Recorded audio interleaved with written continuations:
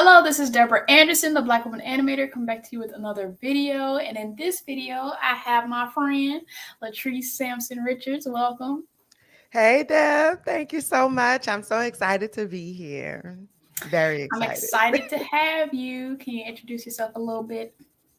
Yes, so my name is Latrice Sampson Richards. I am a licensed mental health counselor, licensed in the state of Florida. I'm also licensed in Louisiana as a professional counselor supervisor, and I've been licensed there for about 12 years. I actually need to renew my licensure now. I'm also a podcast producer and the founder and CEO of STS Productions, where I create Black content that entertains and has an impact on the community. So I kind of use my therapy background when I'm creating other Mm-hmm. stuff Mm-hmm. to make sure that we get something that helps us move our lives forward. So that's me in a nutshell. Wonderful, wonderful. So, just to get a little baseline for your passion, what made you want to be a therapist and what do you love about it? Um, so I don't know that I ever actually said I want to be a therapist. I Mm-hmm. feel like it's just kind of something that I am. Like I always have been a therapist. I mean, I was a junior counselor in high school, Mm-hmm. which is, really the only reason that I joined junior counselors is so I could go to the annual retreat. Like they would have a big retreat every year, and I Mm-hmm. wanted to go to that. But like I always have been the person that people come to with their questions or with their situations, even through college and everything like that. Like it just has always been a part of who I am. Mm-hmm. And so I kind of fell into, in a lot of ways, I kind of fell into uh, the field of psychology in Mm-hmm. college. It's, the study of human behavior, and I've Mm-hmm. always enjoyed human behavior. And I just kind of went along the ride, Mm-hmm. like whatever decision led to whatever the next opportunity was, and I just figured it out as I went along. But now it's so ingrained in who I am. It really is a huge part of my identity and the way that I see myself. Like I am a healer. Like that is my Mm-hmm. zone of genius. And then and Mm-hmm. so I have all of these different avenues to be able to do that. And so that's something that's really exciting. The thing that I love the most about being a therapist really is helping people. And I know it sounds really cliche, Mm-hmm. but it's not necessarily like the act of providing therapeutic interventions for people. Like although I do enjoy that teaching aspect and holding somebody's hand and like walking them through step by step how Mm-hmm. to do something that changes their world, but it's when they come back to me and they say, that thing that you said, the other day, I was thinking about that thing you said the other day, girl, and I was just sitting in traffic and I was like, it just all of a sudden made so much sense to me. And I Mm-hmm. had this breakthrough moment.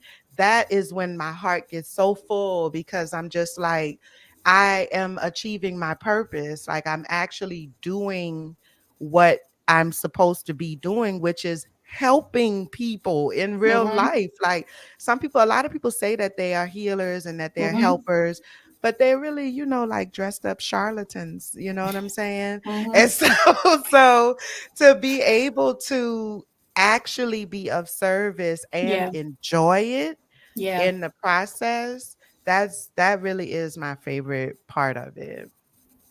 Yeah. Something that I realized is that, as a person who naturally is always trying to be a better person, Hmm. you can only go so far by yourself because I can only analyze myself so much with the information that I have. And so that was what was integral about when we went to lunch one time and you told me Hmm. about the emotional unavailability thing. And I was Hmm. like, I could have sat for 30 years and never figured that out. Like, thank you for that.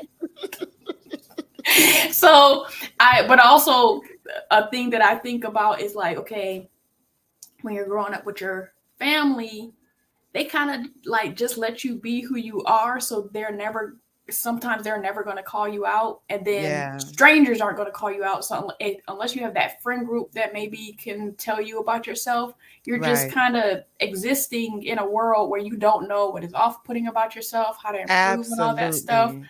So Yeah. like sometimes you need that therapist, or if you have a friend that can do that, like it's just like, oh, okay, thank you, appreciate Yeah. that. Because we all like we live I like to use the analogy of the bubble boy. You know that movie, The Bubble? It's actually one of my favorite movies.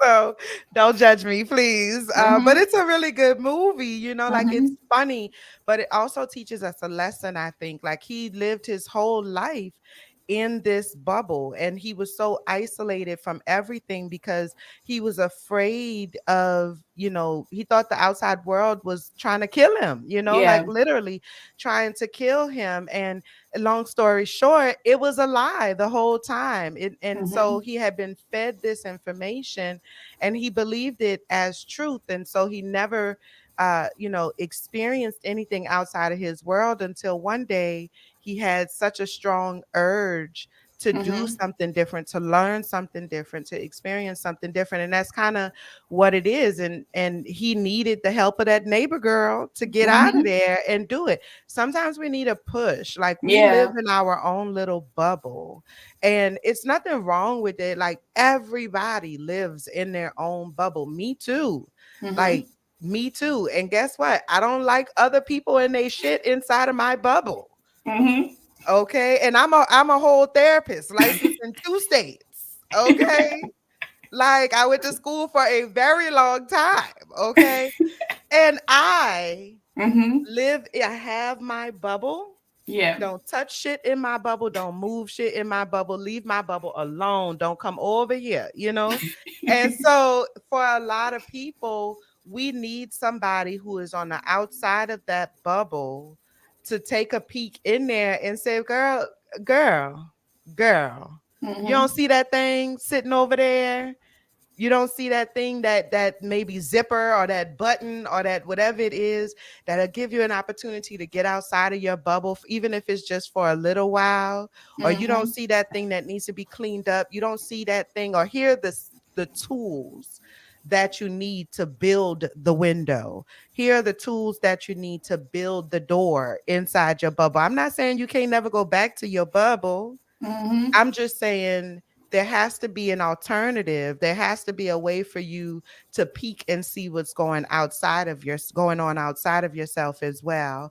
And Yeah. so that's what, in my mind, that's what therapy is. And working with Mhm. a therapist is somebody that don't know you, don't know what's going on in your bubble. So you got to describe to me what's happening in your bubble. And then I help you figure out how to get on the outside of that and Yeah. what tools you need and X, Y, and Z so that you can have a life with that makes you happy, that Mhm. actually makes you happy. You're not going to be happy every minute of every day, because that's just the way this thing go. Mhm. We got ups and downs, but you can be happy more often than not, and I think that's the goal. Yeah.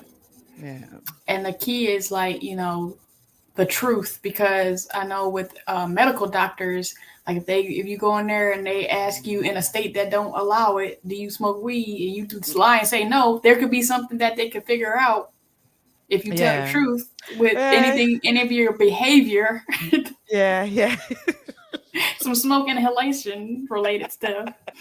But I mean, it don't gotta be smoking weed, but like if you don't tell the truth about your medical, and then if you transfer that over to therapy, if you don't tell the truth about your life, then nobody can help you because Well, you're. yeah, and in therapy, it literally is counterproductive. Like it Mhm. literally makes no sense. You wasting your money, you wasting your time, and you wasting my time as your therapist. Mhm. If you come in there trying to bullshit me, what you trying to bullshit me for? I don't know you. I do not know you. Our lives probably would never have crossed if you had not reached out to me. Let's just be real. You're not a part of my inner circle. So why you got to lie to me? Right? Like this is the Mhm. one place Mhm. that you can show up at 100% authentically. Mhm. You can say the shit that you can't say in front of nobody else. You can talk about the things that you can't talk about to nobody else. And sometimes you're even afraid to talk about with and within yourself.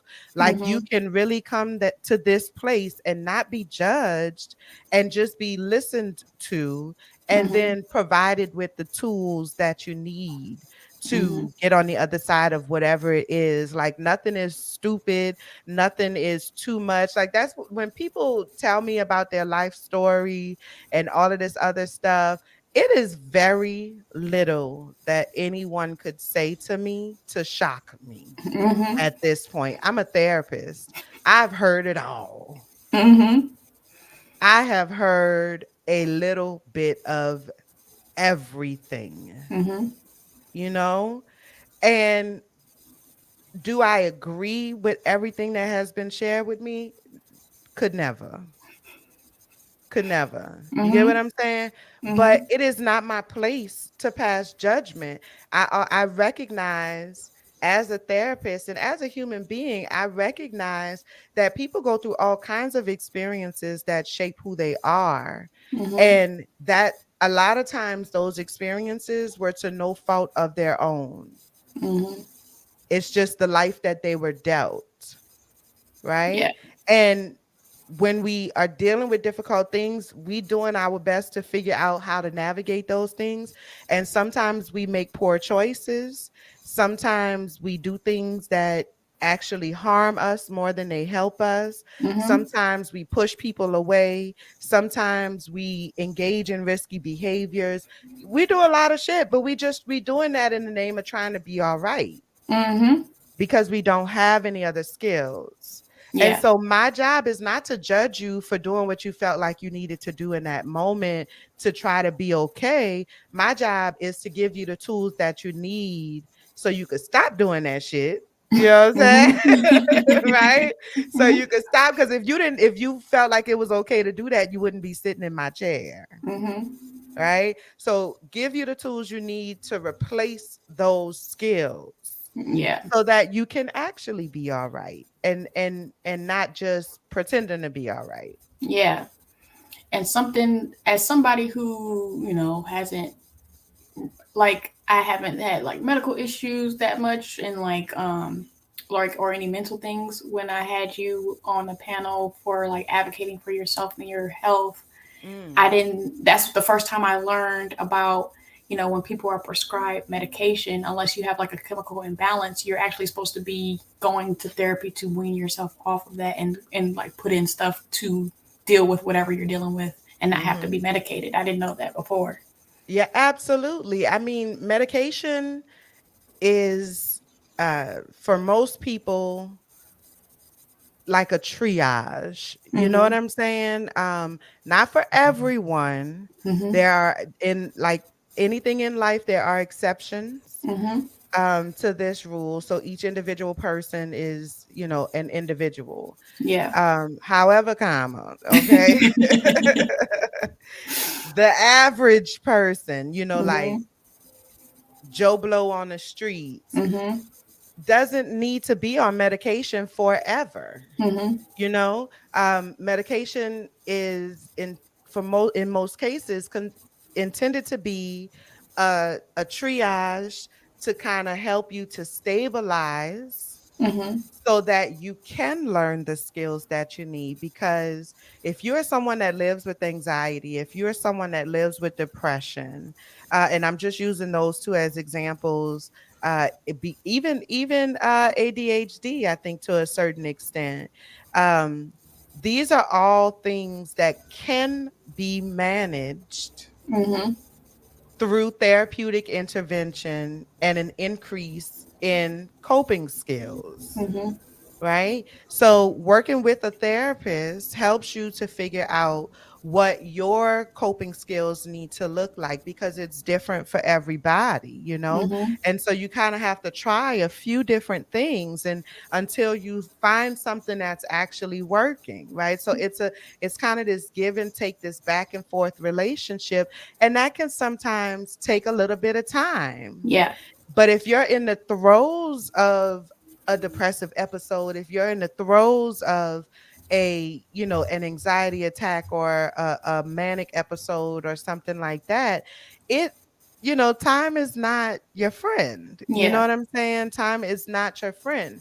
And so we may decide to implement some type of medication to help stabilize you a little bit so Mhm. that you can function, so that you can actually be present in our sessions and in your life. You get some relief from your symptoms Mhm. so that you can then function and learn the skills, the coping skills that you need. And then after a while, however long it takes, you kind of hit a plateau and they say, okay, well, let's start trying to wean you off the medication a little bit.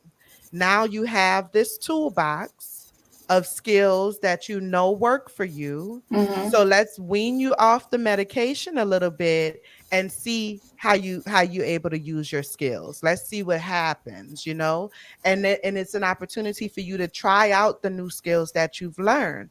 Sometimes we say, okay, all right, girl, that ain't work as well as we thought it would. Mhm. Let's try this again. Yeah. But sometimes it's like, okay, we see the goalposts moving, we identify what else needs to happen, what gaps continue to exist, and so we might maintain the medication but at a lower dosage Mhm. because you can supplement with your new skill sets, right? As you continue to learn new skill sets. And it's this back and forth motion that happens between, it's like a give and take between you and your therapist, where you're trying to figure out what works for you. And so medication is never, not never, but most often medication is not intended to be forever. Mhm. But a lot of times we don't want to put the work in, or we're afraid of it, Yeah. or our lives are too busy. Mhm. And so we end up just saying, give me them pills, Mhm. and we wonder why ain't shit changing. But it's Mhm. because you ain't learned how to do nothing different. Right. You got to do something different if you want a different outcome. Yes. Yes. Um, what's something people seem to misunderstand about therapy or mental health? It's I think the biggest thing, and at the risk of being hella cliche, but it is the reality though. It really Mhm. is the true answer to this question. Um, it's the stigma Mhm. around it, Mhm. like that part, that piece of it, I think is the biggest piece of misinformation in our community, Mhm. is that the only people that go and see a therapist is them crazy people. Like, you got to be walking around pulling your hair out from the root in order to Mhm. need a therapist, or you got to be out on the corner talking to yourself, yelling at the Yeah. people walking past, like these really extreme examples of life with mental illness. And don't get me wrong, for some people, that is the reality of life with mental illness, Mhm. um at the same time though, I think we as a community have to be able to recognize that if I could not be on the corner yelling at myself, I sure wouldn't be. Mhm. I don't want to be on this corner yelling at myself. i Mhm. i don't have the ability to not do it Mhm. because of my mental health. Mhm. And I used And to be where so, you were, not doing it, exactly.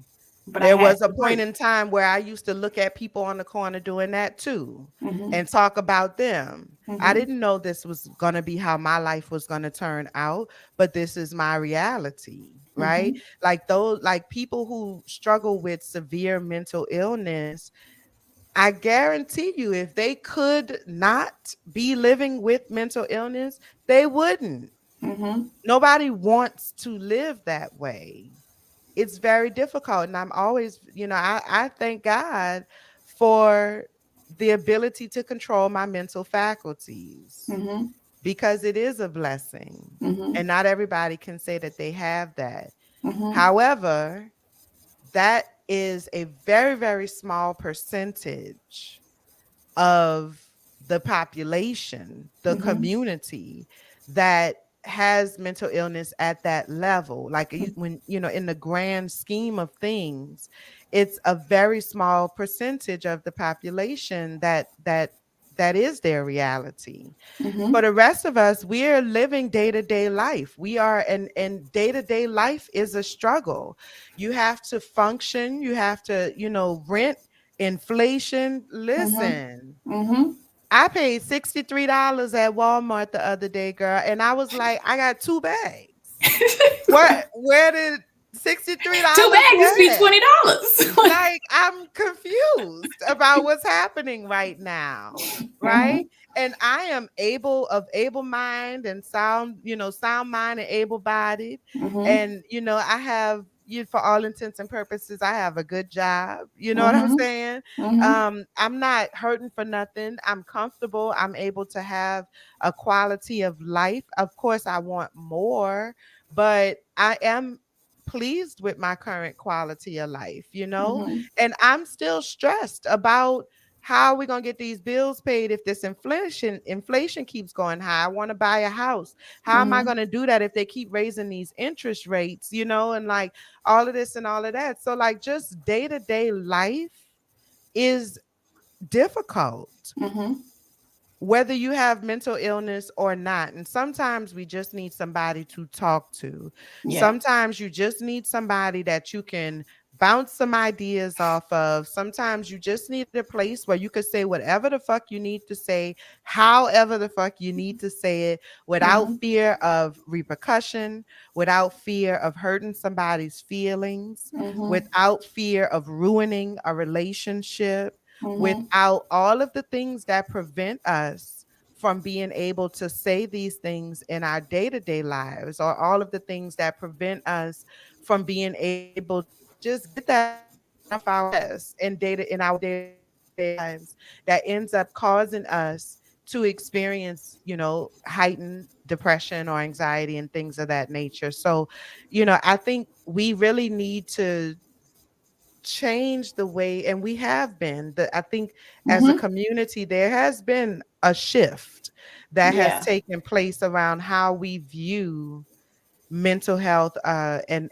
therapeutic interventions in our community, and I'm very grateful to Mhm. see that because it's necessary. I remember going to the Black Love Summit last year, and something that was consistent throughout the day was Black men saying that they've thought about therapy but use their friends for therapy and whatnot. And only Bill Bellamy and Adrian Holmes, which is the new Uncle Phil from Bel Air, advocated for it. There Hmm. was even a guy on the panel as they were talking about it who staunchly was against it, and there was a guy in the audience who was like thinking about getting his brother who was about to get married like therapy session, little the little intro to marriage therapy sessions, and Bill Uh-huh. Bellamy was like, yeah, you should do that, and the other guy was like, nah, nah, nah, nah. And so the guy that was advocating against it was like, I don't want nobody in my business, and that's a horrible gift, and all this stuff. So, where do people's negative thoughts against therapy come from, and what do they get wrong about it that makes them think that way? Well, the negative thoughts, there's no one answer for that, Mm-hmm. because the negative thoughts come from all over. Mm-hmm. We have to realize that from the minute we are born, we are being conditioned, Mm-hmm. and we're being conditioned by the environment that we are born into, right? Mm-hmm. It's just the reality of the thing. So, whatever environment you are born to shapes who you are and who you become. That's not to say that you have to be where you're from, Right. right? Mm-hmm. Or you have to be the environment that you were born into. It's just simply saying that you are shaped by Yeah. that environment, right? Mm-hmm. So the way you see the world, the way you see yourself, the way you see yourself in the world, all of those things are shaped by the environment that you are born into. And so if that in that environment, men are not allowed to cry, Men are not allowed to hug. Men are Mhm. not allowed to kiss. Mhm. Men are not allowed to love. Men are Mhm. not allowed to be loved. Men are not allowed to request love. You know what I'm Mhm. saying? To want or desire love or tenderness or nourishment, which is are all of the things that we as human beings are built for. We're built for love. We need each other, physically need each Mhm. other in order to survive, right? Men who are married live longer. At least I think it's about 10 years longer than unmarried men. Mhm. It's a reason for that. Mhm. It's because we need relationship in order to survive, right? That's just how we're built as human beings.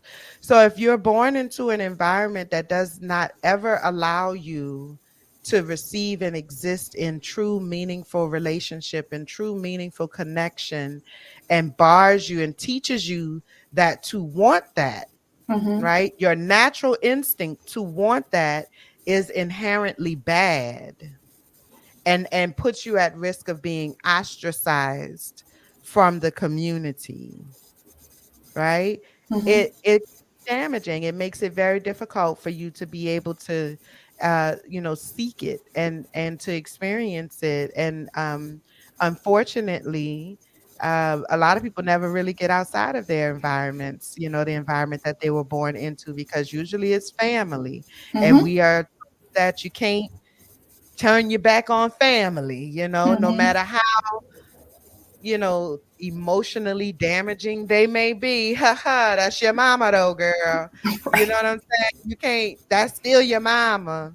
That's Mhm. still your daddy, Mhm. right? And that we're supposed to allow these relationships that are physically killing us Mhm.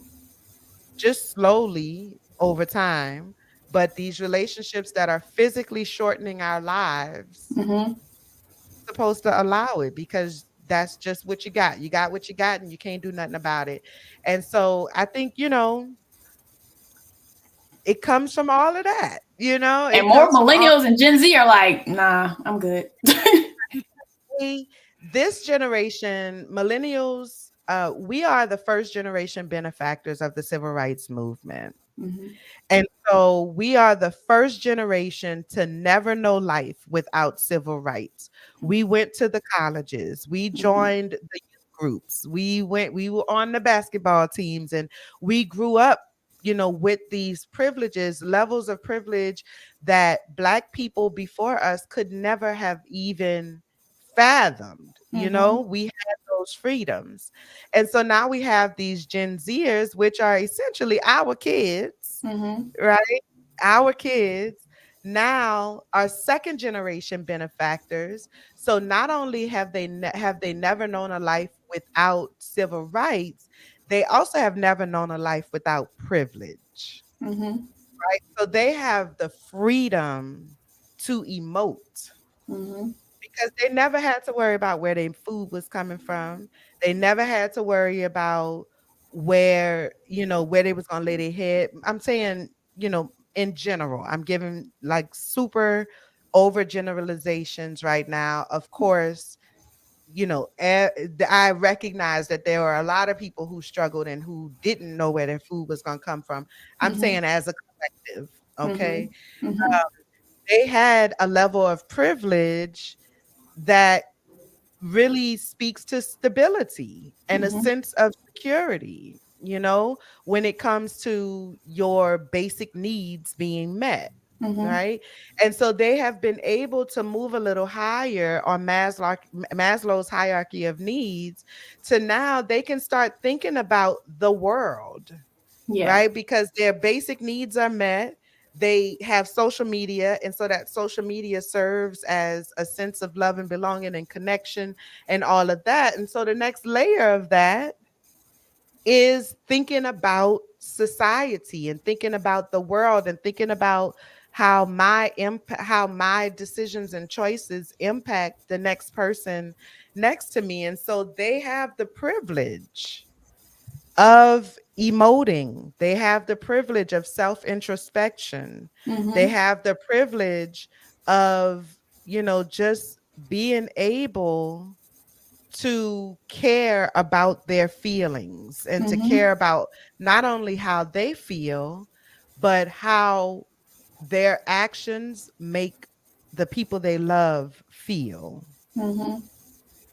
And they have the privilege of being able to say it whenever the fuck they want to Cause and I was being able to communicate it. I was watching the episode of Devell and Kadeen's podcast, and he was talking about talking to his grandmother, where if his grandmother let his father or uncles like feel their feelings, then you can die. So Mhm. the Yeah. whoopings were an expediency of like, okay, you can't do that because you're Yeah. about to die if you do this. But now we have more privilege to not have to like whoop or like, all that type stuff and talk. That's a Yeah. privilege. Absolutely. Absolutely it is. And I don't think that we always see it as such, Mm-hmm. and people are really, I think, a lot of old heads, they having a hard time with Gen Z because they are different, but really they're not as different as we think they are. All of Mm-hmm. the things that they fighting for now, we fought for those things as well. It Mm-hmm. just was at the level of attainability that existed at the time that we were fighting. Their Mm-hmm. level of attainability has increased significantly. And Mm-hmm. so, I love Gen Z. I ain't gonna lie. I love them because they listen, it's we are watching the evolution of humanity, Yeah. right? And that's just the reality. I think we put too much emphasis in the physical, Mm-hmm. right? And physical evolution and how gills turn into lungs and all that shit, you know what I'm saying? Mm-hmm. But we are watching the emotional evolution of humanity Mm-hmm. because it's happening all across the world. Mm-hmm. It's happening. Yeah. Right? And the system, the powers that be, they fighting it. They trying to fight it real Mm-hmm. hard, but I think they are very well aware that they in a losing battle, girl. Yeah. You done bought a knife to a gunfight, sis. You know what I'm saying? Yeah. Which is why they amping up their fight. They're Mm-hmm. trying to stop it before it really gets on the roll, but it's already on the roll. And I think that's the part that they fail to acknowledge. They still Yeah. kind of they like the old man on the lawn and he's like, "You dirty kid, get off my lawn." And meanwhile, girl, the kids is on to the next lawn. They done already Right. moved on. You know what I'm saying? And I think that's kind of what it is. Instead of, listening to them, Yeah. listen to them and see what it is. Like these children, they are smart. Mm-hmm. They on their shit. Man, there was that little video that went, I mean, viral kind of, but it was like a panel of adults and the young lady was just talking for like Uh-huh. 20 minutes and they didn't listen to nothing she said. I was like, she is Yeah. very articulate. She telling the Listen. truth. And y'all just was Listen. like old Because people they've been stuff. Like, exposed. They are so culturally diverse and hmm culturally aware. They have access to other cultures at their fingertips and they've never known a world without that level of access. So hmm it's very, very possible that little Keisha Nim hmm in the hood in downtown Philadelphia or West Philly or New Orleans or Detroit or hmm whatever black ass neighborhood you could think of in America can be best friends, besties. Oh my God, this is my bestie. I love her so much.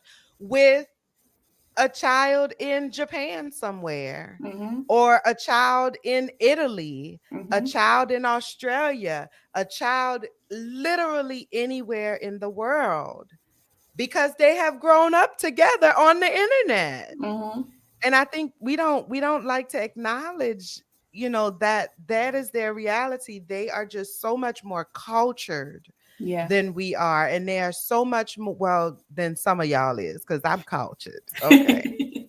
Me too. Me too. Okay. I done been all over the world. But but they have so much more of a capacity for understanding emotion and Mhm. understanding connection. And they do understand connection differently because they have not been relegated to just the environment that they were born into. Yeah. They were born into that environment, but they had an escape. There was a way for them to get outside of that environment in some way and make Mhm. those connections. And they're gonna change the world. They're gonna Yeah. change the world. Yeah. Um. So to get into like more stuff about creatives, why do you think creatives experience anxiety, or and how have you seen people push through it? And, we were talking earlier about like why you touching my shit. So so like what is like creatives dealing with the anxiety and maybe even depression, stuff like that?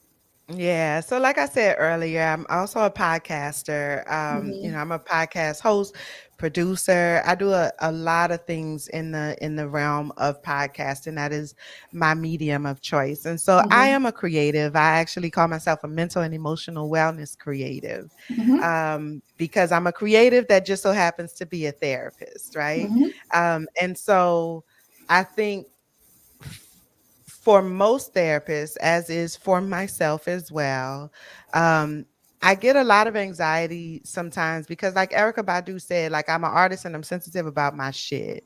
Like when I'm creating something, Mm-hmm. it's coming from me. I'm putting that story together. I am hypothesizing about what the story is and what needs to happen and how does it need to go out. And like I'm just so particular because it is a Mm-hmm. representation of some part of me.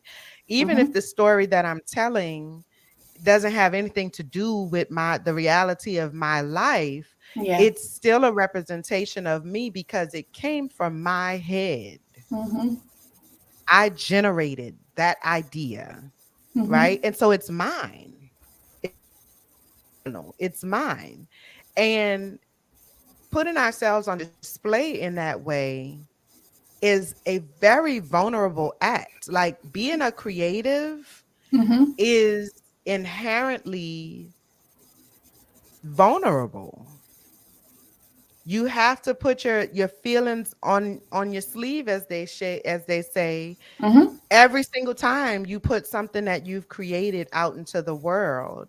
And Yeah. so this my baby, this thing that I have generated from my own head and my own experiences, that I have painstakingly made sure that every color was exactly right, that everything is the vision that I see in my head needs to be the product that I see in front of me, and I'm not Mm-hmm. satisfied until that's what it is, right? Mm-hmm. So I put all this time and energy into it, and then you're gonna talk shit about my stuff. What are you doing? Mm-hmm. You know what I'm saying? Or you're gonna tell you're gonna tell me that X, Y, and Z ain't right, or you Mm-hmm. touching my shit, like we was talking about earlier. Like sometimes even like not everybody is able to uh communicate in a way that other people can receive it. Some Yeah. people need to learn how to talk to people, okay? Because I'm not saying that my work is above feedback, but what Right. I am saying is you got to find a better way to talk to me. Mm-hmm. And so I think a lot of creatives experience anxiety and things like that because it's the work is so personal. The work is very Mm-hmm. personal, and to put it out there requires us to be vulnerable. And when we allow ourselves to be vulnerable, which is very difficult for a lot of people because we lack the skills to Mm-hmm. manage vulnerability and the potential for rejection, the potential for any and all of the negative side effects of vulnerability, or the negative responses that you might receive to vulnerability, we feel anxious about it, right? Because we Mhm. don't have the skills that we need to be able to manage it, or we don't have the communication skills that we need to be able to tell somebody, why you touching my shit, or to be able to stand up for our work the way that we need to, or to be able Mhm. to sit in those hurt feelings and process what was said and be able to take what helps Mhm. and leave what doesn't, Mhm. right? Because And that's a you don't got to tell skill. people that you're doing that. Like You don't. you could just take it in and be like, "All right, away with that." Oh, wait, wait, listen, because let me tell you, I was just telling a friend of mine this the other day. Like I said, it's not that I'm above feedback. You can give me Mhm. feedback on my work, collaborate. I enjoy collaborating Mhm. with people and bouncing ideas and everything like that. But if you're gonna change my shit, you got to make it better. You can't change my shit and make it worse than it was when I brought it to you. Now Right. that's we ain't doing that. That's not what we gonna do. Now, if you make changes that enhance it, Yeah. then you all right with me, you Mhm. know. But you can't change it and downgrade what I have Mhm. already given you. And Mhm. so, I think that anxiety comes from, it's so many things, Mhm. not wanting to have your stuff tampered with, or not. A lot of Mhm. people don't have conflict resolution skills, and so Mhm. we don't know how to confront a situation. A lot of us lack the appropriate emotional regulation skills, and so Mhm. we can't handle big feelings, big emotions. Mhm. Somebody Mhm. really hurt my feelings, or somebody really pissed me off, and so we're afraid of how we might respond. We don't know if we can handle that. We don't know if we're built to deal with those feelings, and so forth and so on. Mhm. But I think one of the things that I learned in my own life and in my own journey, because like I said, I'm a therapist, but I'm Treese, I'm Mhm. regular ass Treese at the same time. Okay. Mhm. And so when I am in just me by myself alone, one of the Mhm. things that I have learned in my journey is that the more I fight it, Mhm. the harder it is, Yeah. because I'm fighting my truth. I'm fighting the reality of my experience of life. And as long as I'm fighting it, I can't never come up with the tools or a game plan to fix that shit. You know what I'm Mhm. saying? Because I won't even acknowledge that it exists. Yep. I won't even acknowledge that it's a sore spot for me. That's what I liked about there's that period of time we were talking about Kev on stage earlier. There's that period of time where, on the love hour, like Liz was asking him, okay, we're in the 16th year of marriage. She finally found the word vulnerability. She'd Hmm. been asking for it for a long time, but she didn't know how to name it. And he had that breakthrough of like, you're asking me to be vulnerable, but I'm not even vulnerable with myself. So I Hmm. can't be vulnerable with you. Hmm. Like for real. Mm-hmm. Like for real, some of us, people wonder why, you have some people, everybody deals with things in different ways. Everybody, tries their best to figure out how to manage whatever emotions that they have. Some Mm-hmm. people indulge in risky behavior. Some people, always the life of the party, and not just like the life of the party, but like has to be surrounded by people at all times. That's because they're scared to be by themselves, Mm-hmm. right? Cause she's a stranger, Mm-hmm. That's what right? the I pandemic don't taught a lot of people. listen, listen. You never allowed yourself, you never spent enough time with yourself to know who you are, Yeah. to really understand who you are. And who wants to be locked up in a room with a damn stranger? Mm-hmm. Right? Nobody. Mm-hmm. Right? Like Miss Millie said, I don't know her either. Okay. Mm-hmm. Right. And so we have to be able to spend time with ourselves in order to understand what makes us tick. People, my mama, like people always say, my mother used to tell me, you could talk to yourself as long as you don't answer yourself, Mm-hmm. right? And as I got older and became a therapist and all of that, I'm like, girl, what is you talking for if you're not gonna answer? That's a one-sided conversation, girl. What is you talking for if you're not gonna answer? Girl, I be in full dialogue with myself. Okay. Like we be having a whole like, but no sis, because why you gotta do this? Well, stop playing with me, girl, because X, Y, and Z. You know why? You know why. We know why. We on the same Right. page. You know what I'm saying? Mm-hmm. But we have to be on the same page. We have to Mm-hmm. understand, you talked about when we had went to dinner and I hit you with that hot take. I'm gonna give you one right now Uh-huh. because this is really, and this is just my own understanding Mm-hmm. of how, you know, the human experience goes, right? Mm-hmm.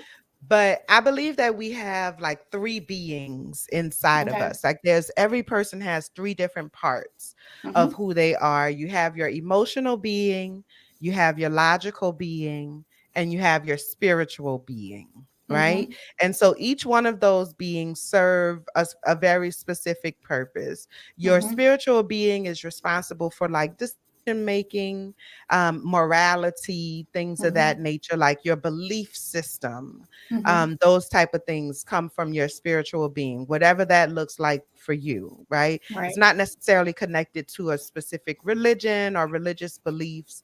This is just, that's uh your more, your spiritual center. Yeah. You have your logical being, which is deals in reality, right? So Mm-hmm. your logical being says these are the facts, Yeah.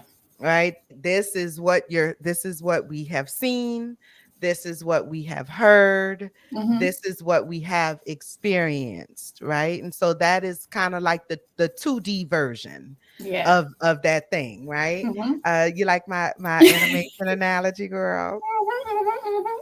You know what I'm saying? Shout out to all the animators out there. Okay. And then you have your emotional being. And Yeah. your emotional being, that's that 4K HD ultra, you know what I'm saying? Like that's the real deal, on the cusp of cutting edge technology, because Mm-hmm. your emotional being is responsible for your emotions. It's Mm-hmm. responsible for all that, because whether people believe it or not, your emotions is a whole system in and of itself. Like Mm-hmm. it's a whole thing Right. that's going on inside of you. And so everybody has these three beings, but we have them in different amounts. We Yeah. have them in different proportions, right? So Mm-hmm. some people has a much bigger emotional being than their logical being. Mm-hmm. Right. Some people have a much larger logical being than their emotional and their spiritual. Some Mm-hmm. people have, damn near no spiritual, Mm-hmm. right? Some people have damn near no emotional, Mm-hmm. but we all have these three Yeah. beings. And so what happens a lot of times is that your spiritual being, she just kind of chilling in the background and she's just like kumbaya, everybody love everybody, like, she's Switzerland, okay? She's Switzerland.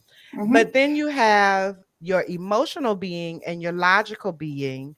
They both are alphas, like they top dogs, Mm-hmm. and they both given, main girl energy, Mm-hmm. and they get into battles with each other Mm-hmm. over who is going to be in control at any given moment. And so Mm-hmm. when we experience conflict inside of us, a lot of times it is a battle between two or more of those beings Yeah. fighting to determine who going to be able to take control of the wheel, if you will, right? Like Yeah. in that Inside Out is one of Mm-hmm. my Yeah. favorite animated movies because it really does depict what happens inside of Yeah. us, right? Mm-hmm. So my the way that I handle it and the way that I manage it my beings are in conflict with each other is at some point you have to have a conversation, Mm-hmm. right? You have to have a conversation and you have to be able to say, listen, right, emotional being, sis, Mm-hmm. I hear what you're saying. Because Mm-hmm. there's some situations that you have to think your way through. Yeah. Your logical being needs to take control first. I don't have time for all of the emotion. I don't have time for an emotional breakdown right now, but I got to figure this out. Right. Uh-huh. So I'm going to have a conversation with my emotional being.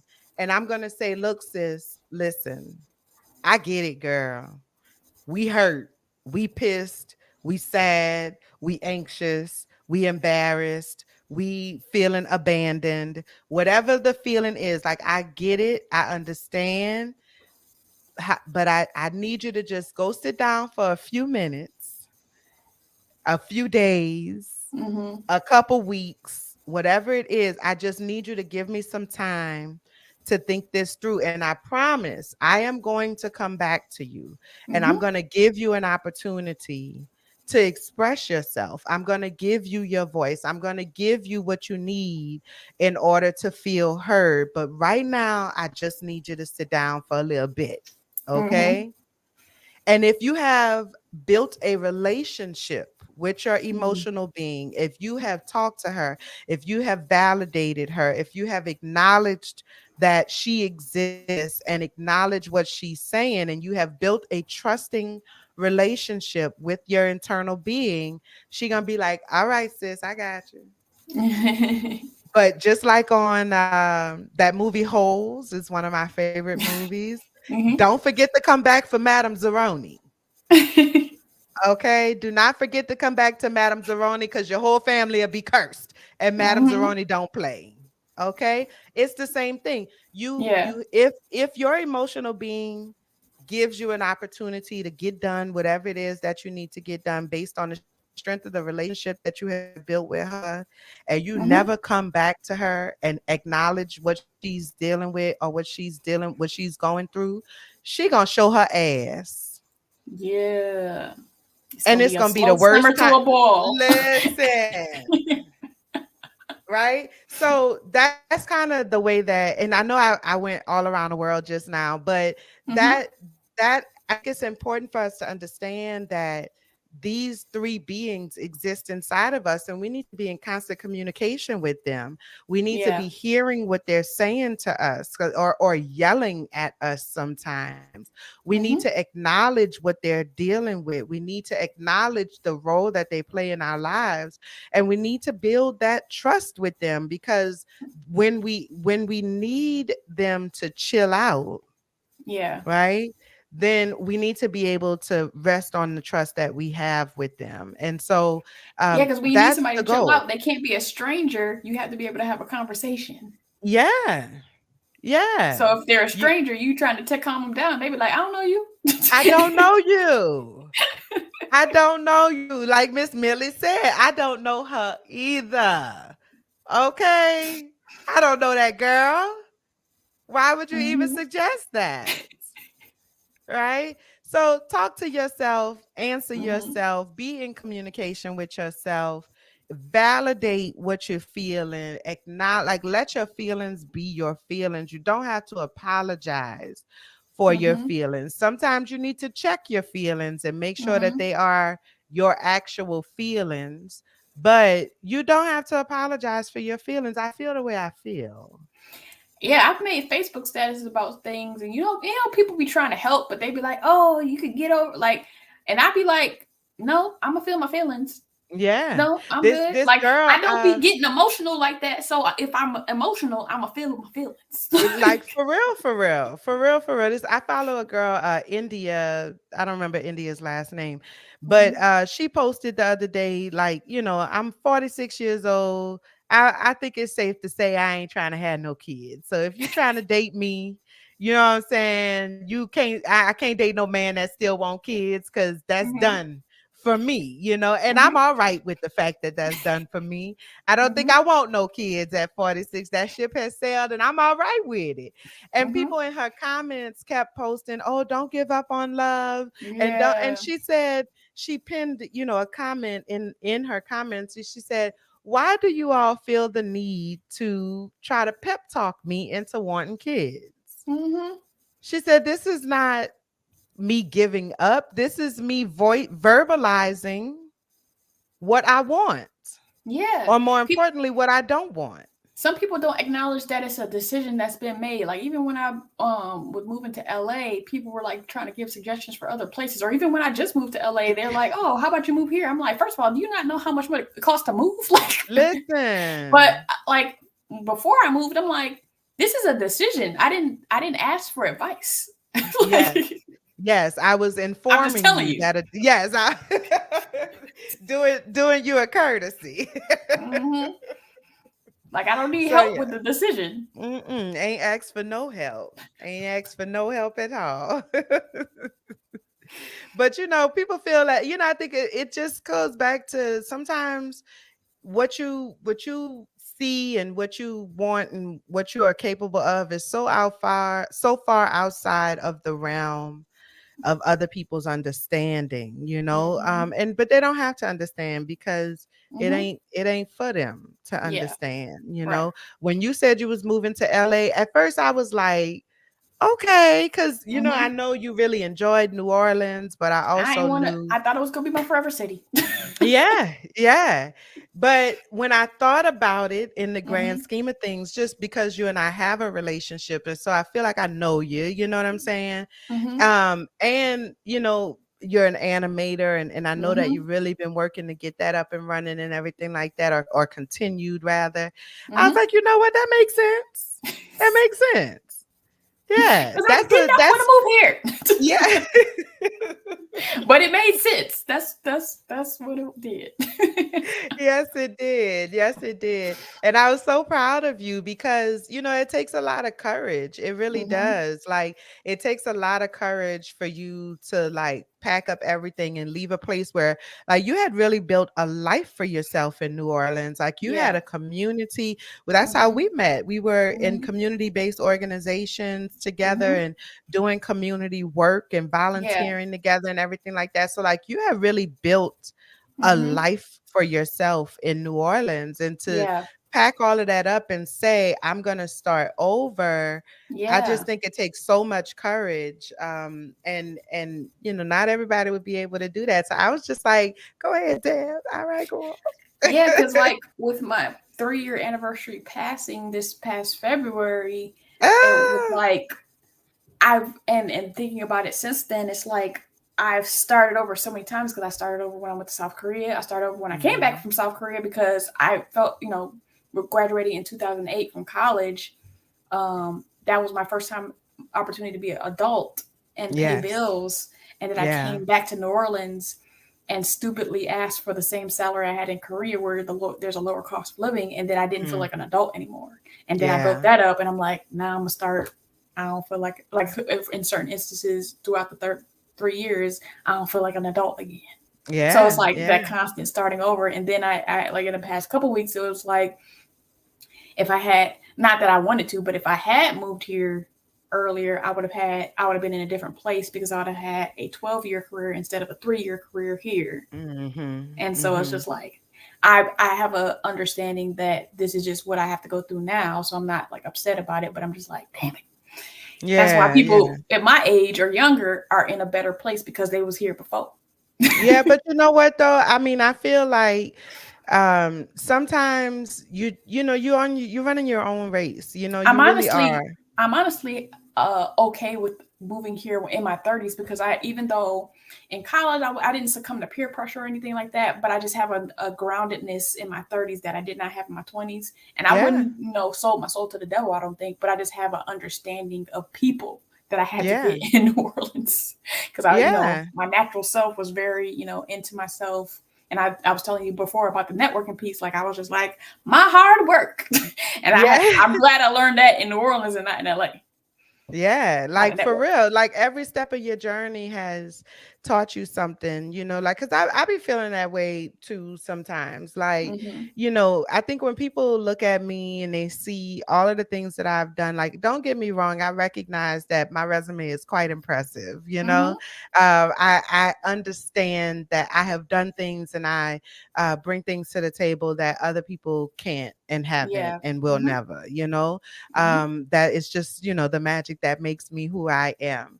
At the same time though, I also had a timeline for myself. Mhm. And I am not where I thought I would be at 40 years old. I'll be 41 in August, Mhm. and I'm not where I thought I would be at 40 years old, like financially, family wise, Mhm. as far as just being settled in and career wise, and, like just so forth and so on, and XYZ and XYZ. But I'm Yeah. also a lot of things that I have a lot of things that I never even knew to dream Yeah. at the time that I was making those plans. Yeah. Like there's never I didn't even like podcasting. Mhm. I didn't even know what that was. Had never even heard of it before. Mhm. When at the time when I made that plan for myself. Right. And so, it's a give and take, and it's a up and down. And while uh you may not be where you thought you was going to be, or you may not be where you could have been, Yeah. or all of that. You are where you are, and Mhm. where you are is exactly where you're supposed to be. Yeah. And again, I think it goes back to, we have to allow that to be true. We got to Mhm. stop fighting that. You know what I'm Yeah. saying? We got to just allow that to be our reality. Where I am Mhm. right now is where I was supposed to be at this time. Mhm. I'm on track. I'm on Yeah. track. Because luckily, I feel like I have a good head on my shoulders, and I'm not, even when I'm going through like I have my mountaintops and my valleys, and even when I'm going through my valleys, I'm not on some, oh God, why me? I'm just like, woo, what are you preparing me for? Because I'm going through a lot. Like, I cannot wait for hindsight to be 2020. Like, oh, okay, that's why I went through that. All right, got it. Right, because sight is like 15, -15 right now. What's up, girl? Like we in bifocals right now, sis. We not doing good. We Right. not doing good. So But sometimes I be like it's looking back, like, okay, thanks for the context on why I went through that. Appreciate it. yes, and life as a creative already is just so unpredictable. Like, Yeah. just the creative finances are unpredictable. It's like you're doing freelance work, you're doing gig jobs, but you Hmm. got steady bills that come every single month. So it's like a steady hustle, it's a steady grind. Yeah. And then like we talked about earlier, I'm an artist and I'm sensitive about my shit. Hmm. And you got people wanting to touch your shit, whether that's Hmm. because they are looking at the world through a white supremacy lens. And so Hmm. they're comparing your stuff, your perspective, to a Yeah. perspective that they know nothing about. You know what I'm Right. saying? It's like so many things, like life be coming at you, girl. Life be Mhm. coming at you hard and fast. Right. Okay. And I think sometimes we just need to slow down, Yeah. and we just need to say, listen, this is where I am because this is where I'm supposed to be. Hmm. And I just have to allow that to be true, because Yeah. I got all this other shit to deal with. All that I'm trying to process and I'm trying to Hmm. focus on. I have to take something off the plate. And that Yeah. needs to be one of the things that comes off the plate. And since we circled around back to the original topic, I did want to add that, some like as creatives, sometimes we're creating for ourselves, but then when we transfer to creating for other people in a job setting, something that I had to learn working for the state of Louisiana was that, because I'm a recovering perfectionist, I feel like I'm approximately 70% delivered. Okay.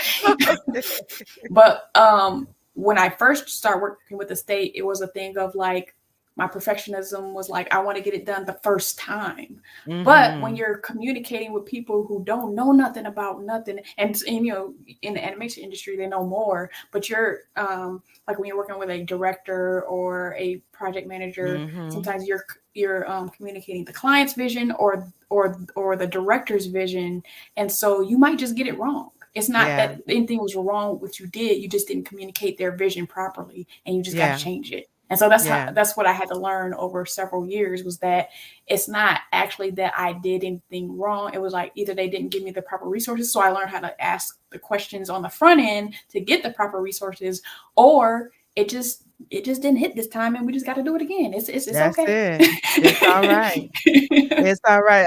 A friend of mine was telling me, Because I'm not even gonna call myself a recovering perfectionist, but I have perfectionist tendencies for damn sure. Okay. And I remember I was working on a project and it just really wasn't working out with the editor. And I was like, this is really like getting under my skin, like it's really bothering me that this edit is not working out. And she was like, well, Latrice, sometimes you just got to do the 80-20 rule. And I was like, what is that? Mm-hmm. And she was like, it only needs to like be 80% of what Yeah. you needed. And I was saying to myself, so I paused as I'm on the phone with her, she's saying this, and it was just silence. And she was like, I said, but 80 seemed low to me. 80 seemed low. You know what I'm saying? I But don't the I thing don't is, have you could produce 80 and people still love it. listen, Like, but it's not about mm-hmm. people. Like for me as Yeah. a creative, and I think for a lot of creatives Mm-hmm. out there, it's not about people. I need Yeah. to be satisfied with what Mm-hmm. I'm putting out. And if I am not satisfied with it, Yeah. then it does not feel like a success to me. It does not feel Mm-hmm. like a win. And so while 80 do feel a little low to me, like I told her, I said, I don't think that there's anything wrong with striving for Yeah. 100. I Mm-hmm. might not get to 100 every single time, but I'll be damned if I don't try. I got to at Mm-hmm. least make the effort. And so if I'm Mm-hmm. striving for 100 and I land on 95, then I feel like I could be okay with that. I'll even take, 92. You know what I'm saying? I'll take a 92. Okay. But I'm not it like you, I think you said this earlier. I'm running my race. You know what I'm Yeah. saying? Like I'm comparing myself to me. I'm not Mm-hmm. comparing myself to you or to anybody else. I know that this is not my best. I Mm-hmm. know that this can be improved. And while I give myself grace, Yeah. right, from time to time, I have learned how to give myself grace. And sometimes 90% just gonna have to be enough this Yeah. time. I still feel like there's nothing wrong with being in pursuit of 100. Yeah. Yeah. And in my personal journey, in that pursuit of 100, I had to learn how to do, because the pursuit of 100 was me like not putting out anything.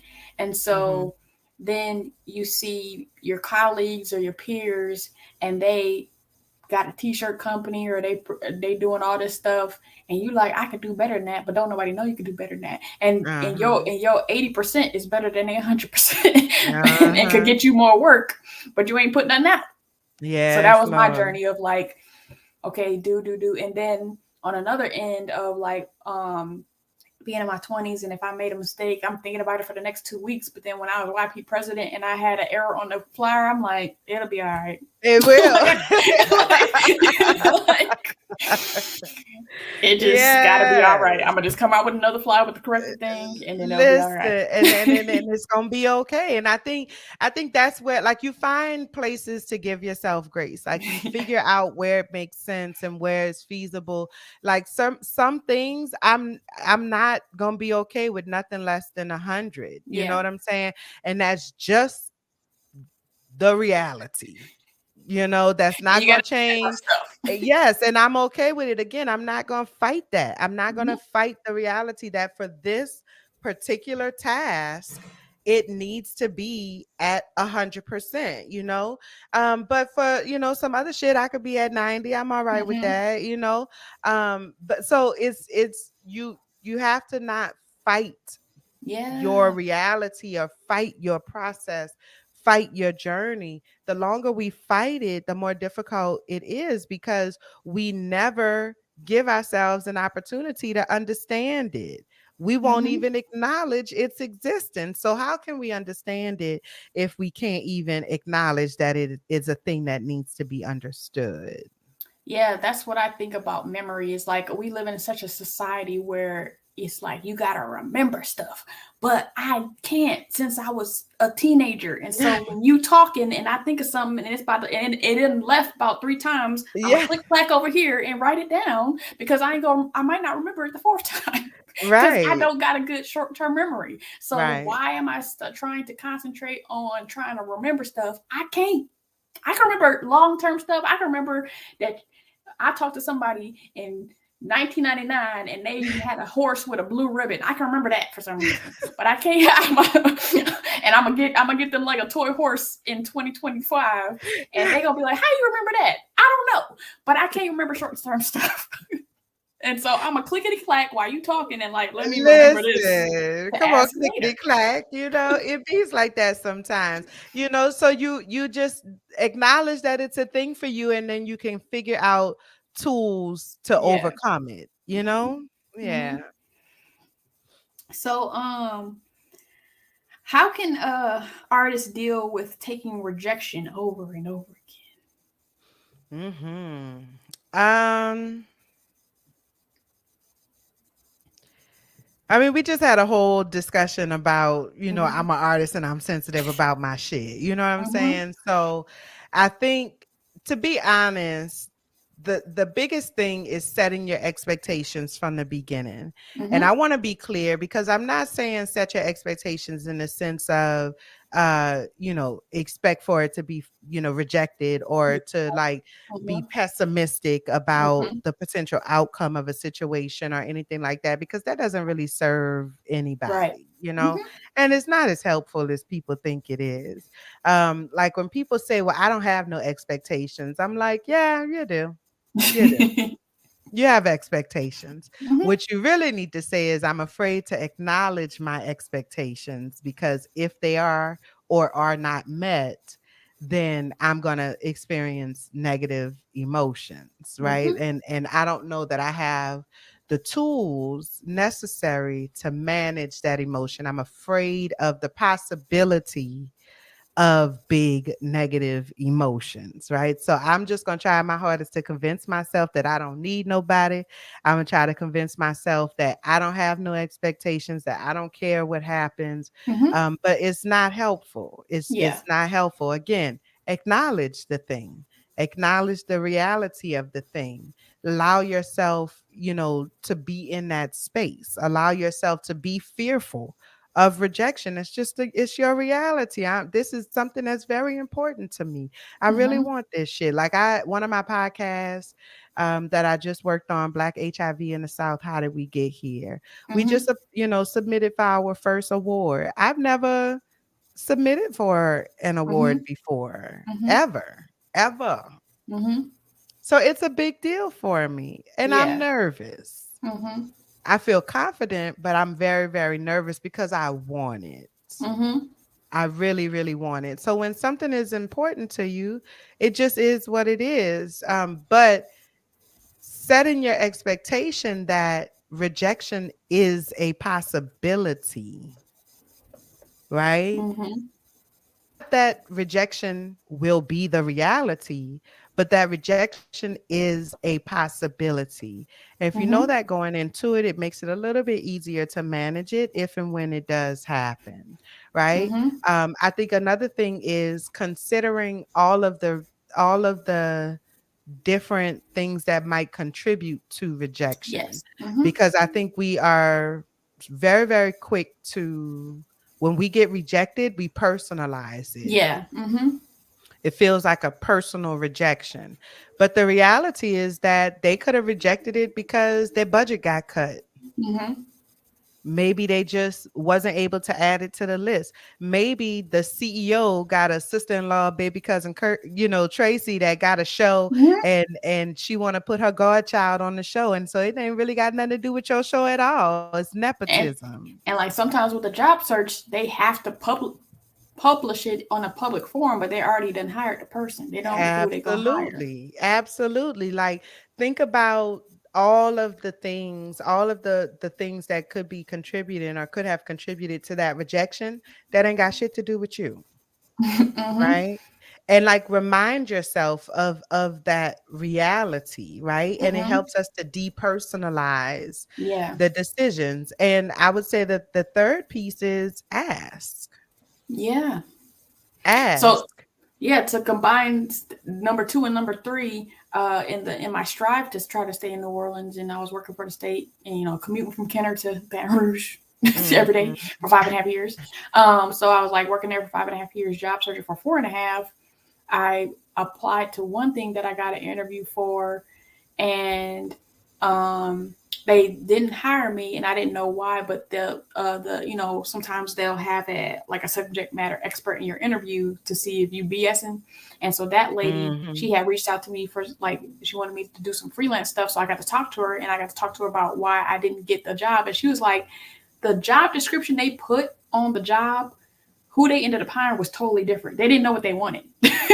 And so that's Mm. why you didn't get the job. You were perfect for the job description they put on the website, but what they needed was totally different than your skill set. Right, right. So that's why you didn't get hired. It didn't really have anything to do with you. They just didn't know what they wanted or needed. And Absolutely. then they had to change the job, and then the person who fitted got the job.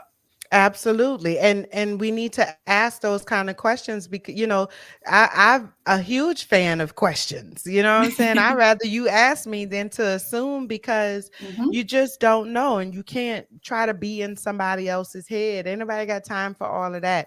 Ask them people why they rejected you. Most Yeah. people will tell you, most people will say, oh, it was a budget issue. Oh, it was this. Or, Hmm. oh, I got rejected one time because they felt like I was, you know, too good for them. And I was like, bitch, I applied. Right. You let me be the determinant of that. Let me decide whether or not I'm too good for y'all. You know what I'm saying? Right. I didn't think I was too good when I applied. These bills ain't too good for money. Listen. So you ask Hmm. those questions because it's information. I always say one of the main contributing factors to fear, Hmm. excuse me, I got sidetracked. I apologize. Hmm. Fear is a product of the unknown, Yeah. right? And so anxiety springs from fear, right? A lot of Hmm. times. So fear is a product of the unknown. And so if that is true, and I believe that it is, then the best way to combat fear is through information. And so you have to figure out what information is it that you need. And you do Hmm. that by identifying what is it that you're missing. Hmm. Like what is it that you're afraid of? Well, I'm afraid that they didn't think I was good enough. Then ask that question. Yeah. Do you have any feedback about my work? Hmm. Right? Or I was afraid that they was gonna go with somebody else. I was afraid that the budget would get cut or what. Like, ask the questions that you need the information for in order for Hmm. you to be okay and move on. We don't be wanting to ask people questions. Ask Hmm. the question and move so you can move on. Yeah. Get that off your chest so you could go on about your business. So on the other end, something that I've dealt with as a minority was PTSD from the workplace because of racism and sexism, and then not acknowledging my experience, Hmm. my work experience, and what I offered through my work. So, what is a way to deal with this until you can escape, and then how can you recover from it after you leave the environment? Uh, I feel like that's it's a tricky question. Mm-hmm. And the reason why I say it's a tricky question is because there's so many different variables Mm-hmm. that go into how I might respond to that. Yeah. Mm-hmm. I think it depends on the overall temperament of the person experiencing Mm-hmm. the microaggressions. Yeah. Mm-hmm. I think it depends on um, the environment Yeah. that you are participating in. And I don't want to say the wokeness, but the level of awareness Mm-hmm. of the individuals in that group or in Yeah. that environment. Mm-hmm. And I think it depends on what really is most important to you. I'm a firm believer that you ain't got to fight every battle. Some Mm-hmm. battles just not worth it. Yeah. If I'm on a job and I know that this job is a stepping stone for me, Mm-hmm. I am in there every day with full awareness that I ain't gonna be here much longer.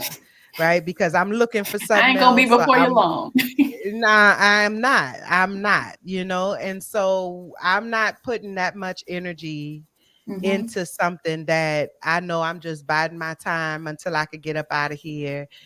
It's not worth it to me in this instance to Mhm. fight this battle. You know what I'm saying? Mhm. However, if this is something like if this is a place that I want to be in, or if this is something that is like, truly has the potential to have a negative impact on my career, like this Mhm. is something that threatens my reputation in the industry, this is Mhm. something that would cause people to question my character. Yeah. This is or my ethics, or Yeah. who I am as a person. Like this is something that has the potential to cause irreparable damage Mhm. to either my reputation, my career, or my personal sense of self, Mhm. right? Then that's a battle worth fighting. Yeah. That's a battle worth fighting. But if it's something that you just don't like it, if Mhm. it's something that is aggravating as hell, but it is what it is, people Mhm. being people kind of Mhm. stuff, I think we know the difference. Like we can Yeah. feel the difference. You just have to make a decision for yourself whether or not it's worth it to you to fight that battle. Yeah. And if you say no, then let your no be a no. I don't care. Yeah. And make it clear that you don't care about what it like. I got people be saying stuff.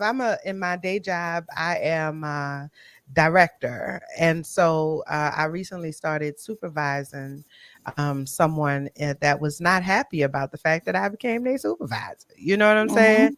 And it was a whole lot going on. And I was just like, fuck all that. You're gonna do what I've told you to do, one way or the other. We gonna get this done because my name is on it. And Mhm. so either you gonna get it together or you gonna get the fuck. And that's just what it is. You know what I'm saying? Like that's just what it is. You gonna get And I coached don't out. Get on like this that's PIP plan. listen, listen, I don't have time for that. I don't have time for that. So it is what it is. Like in Mhm. that instance, like it's not worth it to me to fight this battle with you. Like I'm not in no power Mhm. struggle with you. You're in a power struggle with yourself because Mhm. there is no sharing here. Like Mhm. my job is to tell you what to do and your job is to do it. Yeah. That's just what it is. So I don't feel the need to fight that battle, but Mhm. are some moments, there are some times where it hits a little closer to home and it feels a lot more personal and it feels like, you know, it has the potential to have a real life negative impact on Mhm. me. But those moments I fight the battle. I utilize Mhm. HR if that's what I need to do, or whatever system is put in place Yeah. to make sure that uh I'm being treated fairly, that I can Yeah. do my job in a workplace that makes me feel safe and that makes me feel like I can do the work that I need to do, and be as productive as possible. I communicate. Mhm. I don't have a problem with having conversations with people and letting people know I did not like it when you said that, or you're gonna have to find a better way to talk to me. Mhm.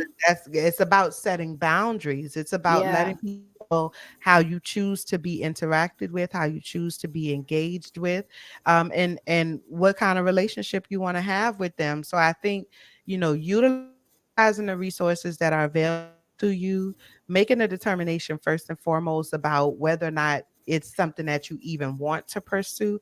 Now, wanting to pursue it and being afraid to pursue it is two different things, right? Mhm. If you are afraid to pursue it, then you need to figure out why you're afraid. What is it? Yeah. Where is that fear coming from? And again, get the information you need to combat that.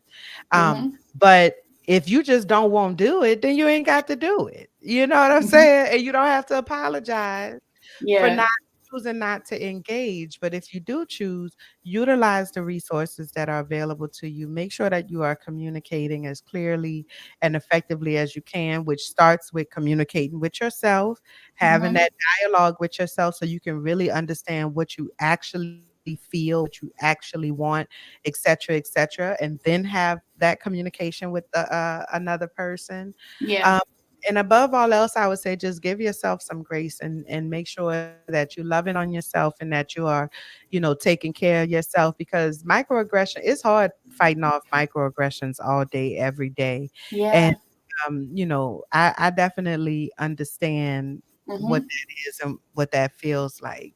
Um, and so sometimes you just gotta love on yourself a little bit. Yeah. Yeah. I had a supervisor who, she would slack you, and if you ain't respond in 2 minutes, she would like text you or some other thing like. And I remember having to have a Google Meet with her, like, it was just like, well, because I'm like, okay, you slacked me. I went to go look for the information, and I would have responded 5 minutes later, which is a reasonable time, It because is. we doing work, like so. And she was like, well, can you tell me that you're looking for it? I was like, that is unreasonable. So no. Right. like, Right. because in this Right. world, like, she was older, but it's like we've established in this world that even if we're work from home, maybe somebody is doing something else. So they Right. might not see it right away. So no, I can't message you that I'm looking for it. Yeah. I'm gonna respond in a reasonable amount of time, Yeah. which I always Yeah. do. It was always 5 to 10 minutes. You acting like I'm responding the next day. Even if Yeah. somebody responded an hour later, that's decent. Maybe they It was is. in. It is. I think it is. Hmm. I think it is. People want you to people try to project their shit onto us all the time. Hmm. Like, just because you glued to your damn phone, sis, don't mean I got to be like, I have boundaries I when think she it was a comes to micromanager work. because she didn't know what she was doing, so she always got to know what other Yeah. people doing. Mm-mm. But I want to ask the couple questions from that I kind of polled people to see if they wanted to ask any questions. So for one from one of my followers, Erica, she asked, "What's a creative way to network when you're a reserved introvert?" Oh, okay. That's a great question, Erica. So, a reserved introvert. So this, I really ain't fucking with them people like that. That's what y'all stay way the fuck over there. That's okay. All right. And that's fine. That's fine. I would say a couple things. So one, Hmm. virtual networking. We live in a time right now where you can build real meaningful connections with people and never be in the same room with them, Hmm. right? We have video calls, we have phone calls. I mean, like, you could damn near hologram into a room, okay? So for people who are naturally introverted, Hmm. virtual communication can be very, very helpful. Like, if you have WhatsApp, or even, I have a Samsung, I'm an Android girl, okay? Yes.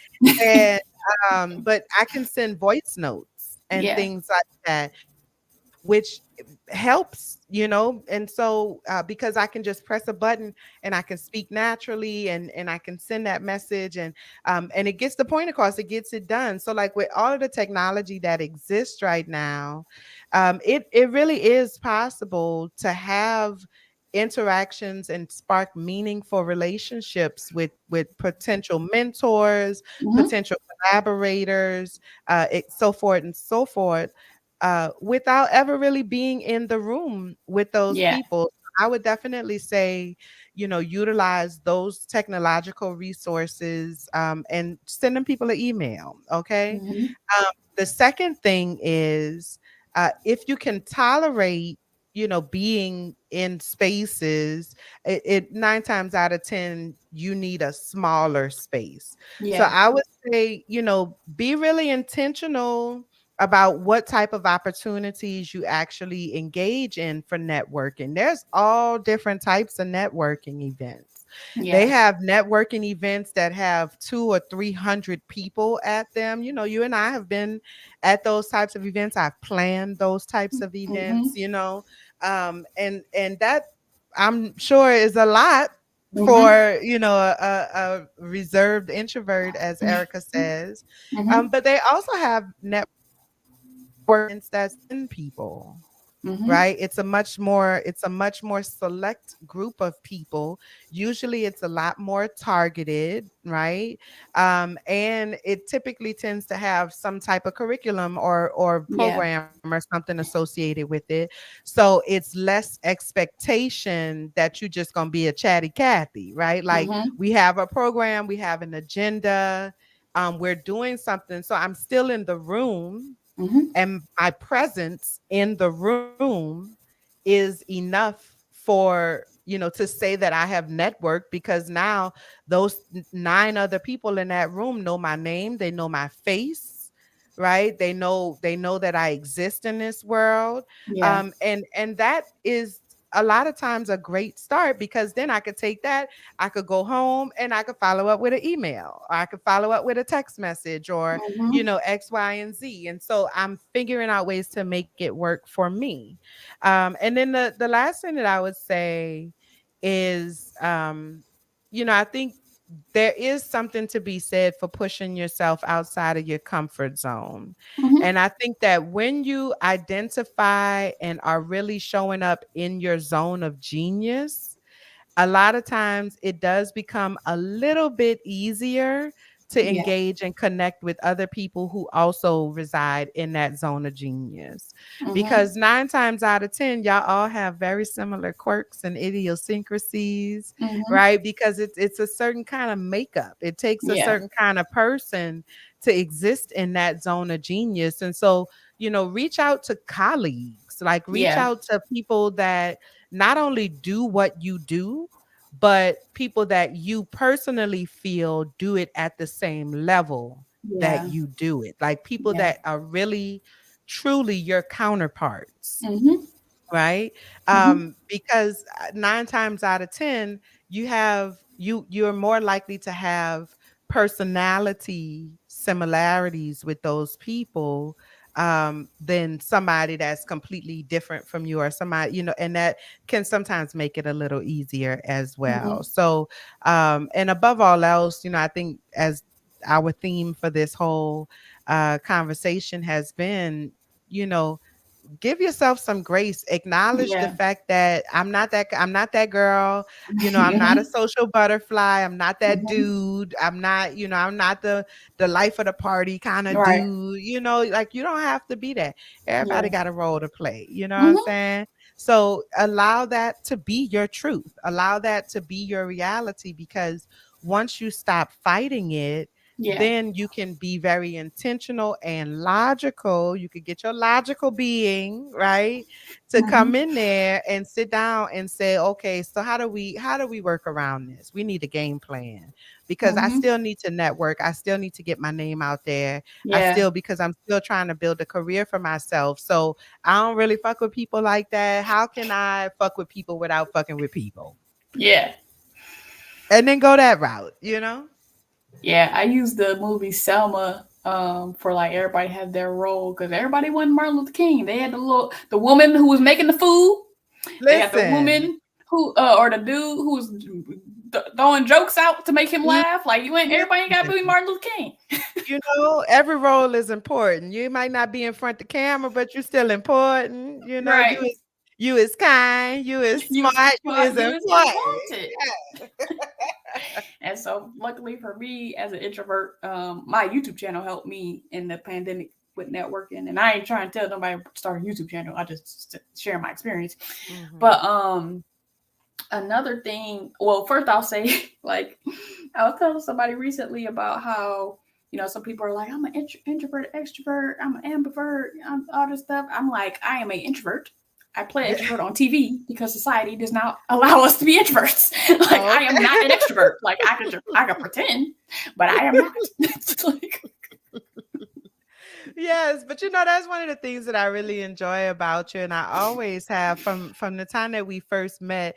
You very much are like, look, I am who I am. Like either you go take it or you go leave it, but I'm still gonna be me. You know what I'm saying? And I I'll think play these that, little games over here, but I'm still.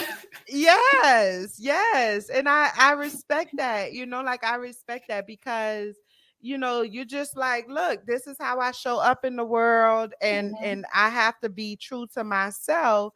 Yeah. And if I want you to fuck with it, but if you don't fuck with it, that's all right too. I'm gonna be Mhm. okay. Yeah. And I wish that more people could allow themselves that type of freedom.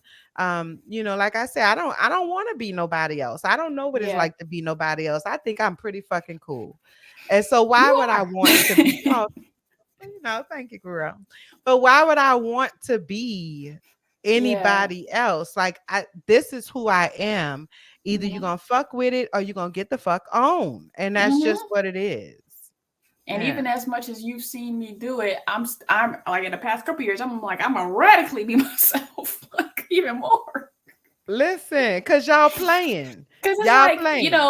I feel like I'm the antithesis of everything that is accepted in society. Black, I'm a woman, I'm left-handed, I'm quiet. I mean, I have a YouTube channel. Like, you know how people be like, oh, you can't trust quiet people. Why? We just Right. not talking. Like, That don't mean we not paying attention. We just ain't talking. Ain't got why nothing can't to you trust me? say. Because I don't want to talk. Right. Like, Right. shifty people you can't trust. Shifty, quiet people. Just add an extra adjective, not just all quiet people. But it comes back to, because people are so afraid of silence. People are Mm-hmm. so afraid to just be present and to be aware of their thoughts, and to be, because they got so much shit that they trying so hard not to Mm-hmm. think about, or so much stuff that they Yeah. trying so hard not to acknowledge or not to admit is their reality. And so for you to be so comfortable in your silence, for you Mm-hmm. to be able to sit with yourself in complete and total silence, and be at peace with that, and to be, and, Mm-hmm. and not only to be at peace with it, but to be comforted by that, Mm-hmm. being with yourself, Yeah. by yourself. You know what I'm saying? Mm-hmm. It makes Enjoying people myself. enjoying myself, just happier than a pig in shit in this house by my damn self. Okay. It Mm-hmm. makes people uncomfortable because they can't fathom Mm-hmm. a world where they are that comfortable with being with themselves and with their own thoughts. Yeah. So how could you possibly, Yeah. you know? Yeah. And another tip I have for Erica, I had this not because I was like introverted or quiet, but because I'm humble. So having a wingman person, woman, is good because like sometimes when I would go to networking events in New Orleans, I would talk, but I wouldn't talk about myself or my accomplishments. So somebody, I wouldn't have the person be my wing person, but they knew enough about me. They'd be like, "Wait, she ain't saying all the awesome stuff she did, Right. so she did this." Like, so Right. if you can have maybe a friend, maybe an extroverted friend, maybe an evolved introverted friend to that knows about you, to be go to the little things with you, and then they can maybe introduce you into the group and into the conversation or something like that. That's another tip. That's a really good tip. That's Mm-hmm. like, have you met Ted? You know that? I be watching TV too much, girl. I have to. So another question from one of my colleagues, Henry. He asked, "What's the best way to deal with the mental and emotional fatigue in projects you care about deeply?"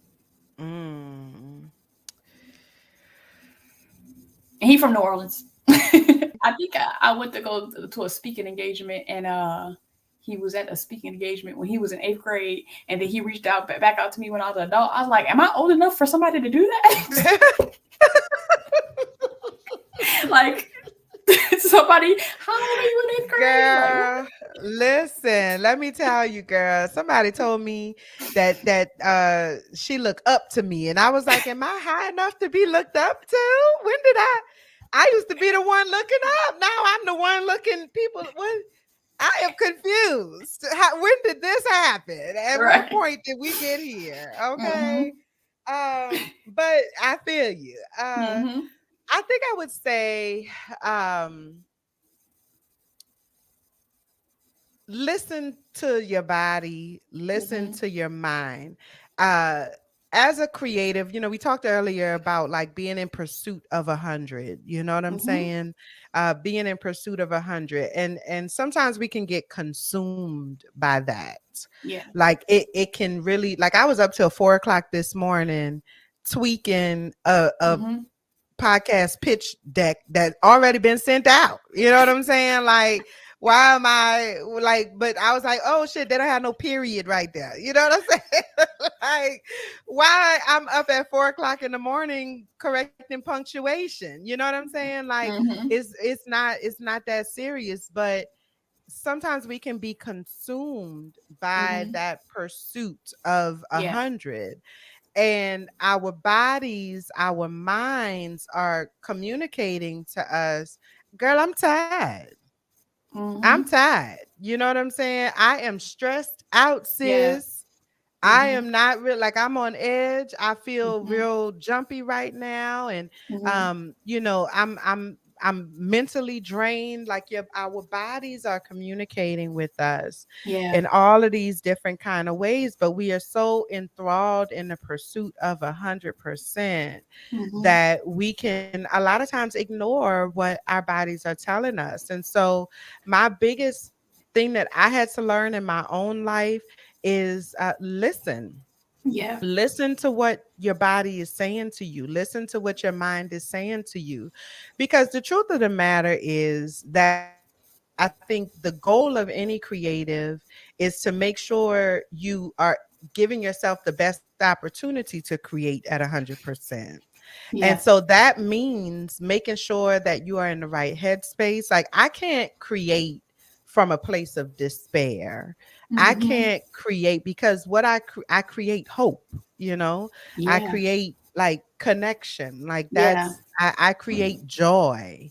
Mm-hmm. That's what I create, you know. And so I can't create that from a place of chaos. I Yeah. can't create that from a place of sadness and depression and just um, anxiety and fear. I Mm-hmm. can't create from a dark place. And so if I'm not doing what I need to do to take care of myself, then I'm never going to get to 100%. I'm Yeah. not even giving myself an opportunity to get to 100% because I'm not showing up in a way that allows me to give 100%. Yeah. And so it has become for me a part of my process. And Mm-hmm. that's how I communicate it to other people. So when I take on new contracts, when I start working with new clients, or, somebody want me to produce this or somebody want me to produce that, I build it into my process and I Yeah. communicate that process from the very beginning. And I say, look, I need at least a week to be able to do X, Y, and Z, even Mm-hmm. if the task itself it might be a 3 hour task, Yeah. like something I could just sit down and knock it out in 3 hours. Girl, it might take me 3 days to get in the mindset to sit down for 3 hours. Yes. And I need to build that into my Mm-hmm. process Mm-hmm. because that's what I need Mm-hmm. in order to be able to give them what they need. Yeah. You get what I'm saying? Yep. Mm-hmm. And so I can't do that if I don't acknowledge that that's my truth. If I Yeah. don't acknowledge that that is a part of my process, that I Mm-hmm. can't force myself to create at the drop of a hat, or I can't schedule my creativity. Like some people can. Yeah. Some people can schedule their creativity. Some people can say, I'm going to be creative from 2 p.m. to 4 p.m. today. And they Mm-hmm. sit down and they just start typing, or they just start drawing, or they just start recording. I'm not that girl. Okay. It's a big thing for me, and I have to be like in the right headspace. I have to feel right. Like even in preparing for this interview today, I told you I'm just starting to get back into the swing of things. I haven't done a Mm-hmm. lot of interviews since like October, and Mm-hmm. I had a lot of things going on. So this is Mm-hmm. like my third interview or so since I came back. But even this, I had to mentally all night last night. I kept thinking about, okay, I gotta, I'm meeting with Deborah at 1:30, so Mm-hmm. like what can I do? What do I need to do before 1:30? What time do I need to wake up? Because I Yeah. need to mentally prepare myself to show up in this space Yeah. and give you what I got to give, Yeah. and so, acknowledge your process, acknowledge your Mm-hmm. journey, allow that to be your truth, and then, build Yeah. it into your process. Yeah. Yeah. With listening to your body, you got to sit down before you get sat down. Because you will get sat down. I keep trying to, that's what I'm saying, girl. That emotional being, Mm-hmm. listen, girl, she will act the damn fool on you if you, and I would much rather be in control of my emotions than for my emotions to Mm-hmm. be in control of me. And then Because sometimes your emotion goes to the physical, and that's how you get set down. listen, absolutely. Mm-hmm. Absolutely. You done showed your ass so much that you just got me out here laid out, girl. Up in these people hospital, you done showed your damn emotional ass. Right? You done showed your ass. So that's why that relationship with your emotional being is so very, very, very important. There Mm-hmm. has to be a trust. And you got to come back for Madame Zeroni, because Mm-hmm. if you don't, she will curse your family for generations and generations and generations. Madame Zeroni don't play. Okay. She do not play. And the importance of building it in is like, I feel like as millennials, we grew up in a society where we're all like, we grew up in the side hustle society, always having to be productive, always having to do something. So something that I've been trying to do is like learn how to be, because I don't have to do to be viable. Like recharging yourself is doing something. Yeah. Like if sometimes doing nothing, not even sometimes, girl, doing nothing is doing something. Mm-hmm. Sitting on the sofa is doing something, bitch. I'm sitting on the sofa. I'm doing something. I'm busy right now. Like I had to learn, like that's one of the things that over the last few years, I have really just been very, very intentional about understanding who I am and Mm-hmm. what my process is and what I need to be okay. And sometimes I need to just not answer the phone. Girl, 10 years ago, you never could have even, I'm not missing no calls, because I always had this fear of what if somebody is in danger, or what Yeah. if something is going on, or somebody needs something and I'm the only number they could call. Yeah. Like this was an Mm-hmm. actual conversation that I've had with myself. What if I'm the only number that they can call and I don't answer the phone and something happens to them? I would Yeah. never be able to forgive myself. And then I started realizing, like, what? That's just not logical, Trees. Just why would I be the only number they could call? You know what I'm saying? Like if the shit is going down, I'm not calling Deborah. I'm not. You know what I'm saying? It's a whole I'm gonna call Deborah, Mm-hmm. so it's Yeah. these we have these irrational thoughts in our minds, and they cause us to put ourselves in situations that don't serve us, Mm-hmm. and cause us to not honor what we need. So Yeah. girl, listen, I don't be answering that phone. I mean, I do answer, and everybody in my life who matters, Mm-hmm. people who are in my inner circle, like my core people, Right. what they understand about me is I might not answer right now, but I'm going to call you back. Right. Yeah, it might be a couple days, Mm-hmm. but I am going to call you back, or I'm Yeah. I'm going to text you or something like that. And thankfully, everybody knows what I do. So like I have those presets on my phone where, like, when you deny a call, you can send them a text message, and Yeah. I'm like, on a live stream, or I'm recording or something Yeah. like that. So I can just quickly let them know. But sometimes I just don't feel like talking. Yeah. I don't have it to give today. I'm tired. Mm-hmm. And no, I'm not working. No, I'm not out and about in the world, but I am doing something. I'm recharging. I'm honoring my body. I'm honoring what my energy, my emotional being is saying that she needs. I am taking care of me today. Yeah. Yeah. So a couple ending questions. If you could do anything to improve health and healthcare in America, what would you do? Hmm. Um, if I could do anything to improve, I would make it free. Mm-hmm. I think healthcare should be free. I just really do. Mm-hmm. I don't think that healthcare professionals should do their jobs for free. And Mm-hmm. don't get it twisted. A therapist is a healthcare professional. Yeah. Okay. And it's a lot of people that feel like therapists should just do the job for free. And Mm-hmm. that's asinine. Like you gonna go to work for free? Right. You gonna keep showing up and these people not paying you nothing? You Mm-hmm. know, like that, it just doesn't make sense. It's a like there's two sides of being a therapist. Like there is the calling, like what I talked about earlier. Like I do feel like this is a calling for me. It's Mm-hmm. something that I am purposed for.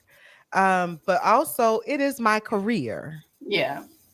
you know. And I find that a lot of therapists really struggle. I struggled with that a little bit in the beginning of my career. Like if I felt like I needed to quit a job, it took me longer to quit that job, even though it wasn't the best situation for my career. Mm-hmm. But I don't want to leave my clients. I don't want, you know, just to have a negative effect on my clients, X, Y, and Z. But at some point, I got to do what's right for my career, Yeah. you know, because I'm still building a career. Mm-hmm. So I think it should be free, and I think that um mental health professionals should be paid uh you know, compensated fairly. I mean, you have to think about, this is people's lives. Like Yeah. we show up in people's lives typically when they are going through the most devastating things that they've ever been through. Mm-hmm. We have the unique opportunity to see people at their most vulnerable, Yeah. you know, which is a heavy burden to bear, Yeah. because at the same time, girl, I'm still dealing with my own shit, Mm-hmm. you know, and still trying to show up and keep it together in my own life. Yeah. And so I think that we as a profession in general need to be taken more seriously, Yeah. because the work that we do is life altering work, Mm-hmm. literally, which ultimately dictates the society that we exist in. So that would be my biggest change is mental health care should be free. All health Mm-hmm. care should be free, but therapists need to be paid. Yes. Um, and if you had if you had $100 million to spend on health resources and no red tape for like a personal venture, how would you spend it? I would create programs. I Mm-hmm. would create free community-based programs. Definitely some podcasting programs. You know, podcasting is healing, you know. Mm-hmm. I think podcasting is healing for the podcaster, as well as, you know, potentially healing for the audience, the Yeah. listener. Because again, you know, people, like I listen to podcasts while I'm in the shower, while I'm on the toilet, you know, while I'm driving home from Mm-hmm. work, like these the most intimate moments of my life. I Mm-hmm. listen to podcasts, moments that, you know, other people don't ever get to be in those rooms and be in those spaces. Mm-hmm. But you know, that podcaster is, you know. Yeah. And so it has the potential to be extremely healing, even in the sense of like the reserved introvert, you know, like Mm-hmm. that's one of the things that I love about podcasting is that there's literally something for everybody, you Yeah. know. So you can find your people 9 times out of 10. If you into it, somebody else is into it too. And Yeah. there's probably a podcast for that, you know? Yeah. And so those people are out there looking for each other. You, and maybe in the world that you were, in the environment that you were born into, or the environment that you exist in, you might be the only one. But that Mm-hmm. don't mean that you the only one. You know, Mm-hmm. you just the only one, you know. Right. And so it can be very healing to find your people, and podcasting Yeah. allows us to be able to do that. Hmm. And so I would love to. I have like ideas of all kind of programs that Yeah. I would like to start specifically around podcasting. But I think $100 million in the grand scheme of things is not a whole lot of money. Hmm. It doesn't go as far as people might think that it Yeah. would. Hmm. Um, but I would definitely create programs that I think need to be created, Yeah. which would look nothing like what currently exists, because a lot of the stuff that we've been doing for the last 40, 50, 60 years, that shit is not working. But the Yeah. industry a lot of times is so steeped in tradition and what has And traditionally been bureaucracy. done. Yes, yes, that like getting something changed is like it takes an act of God, and it can be very frustrating at Yeah. times. Yeah. Yeah. I feel like as a society, like, you know how people be theorizing we should learn taxes and we should learn this in elementary school, which people be saying that it's like you wouldn't have paid attention to that either. But okay, No. if you didn't pay attention to the science and math, that's why we had all that other stuff with the pandemic, because y'all didn't pay attention to Right. science. But Right. I think like it would be cool if we had like, whether it was group therapy, like just teaching kids to deal with their emotions Oh in yeah. school, Oh like yeah. as all of them, not just the ones that got a bad problem and had to go to this special person because they got an IEP or something like that, but like everybody. Mhm.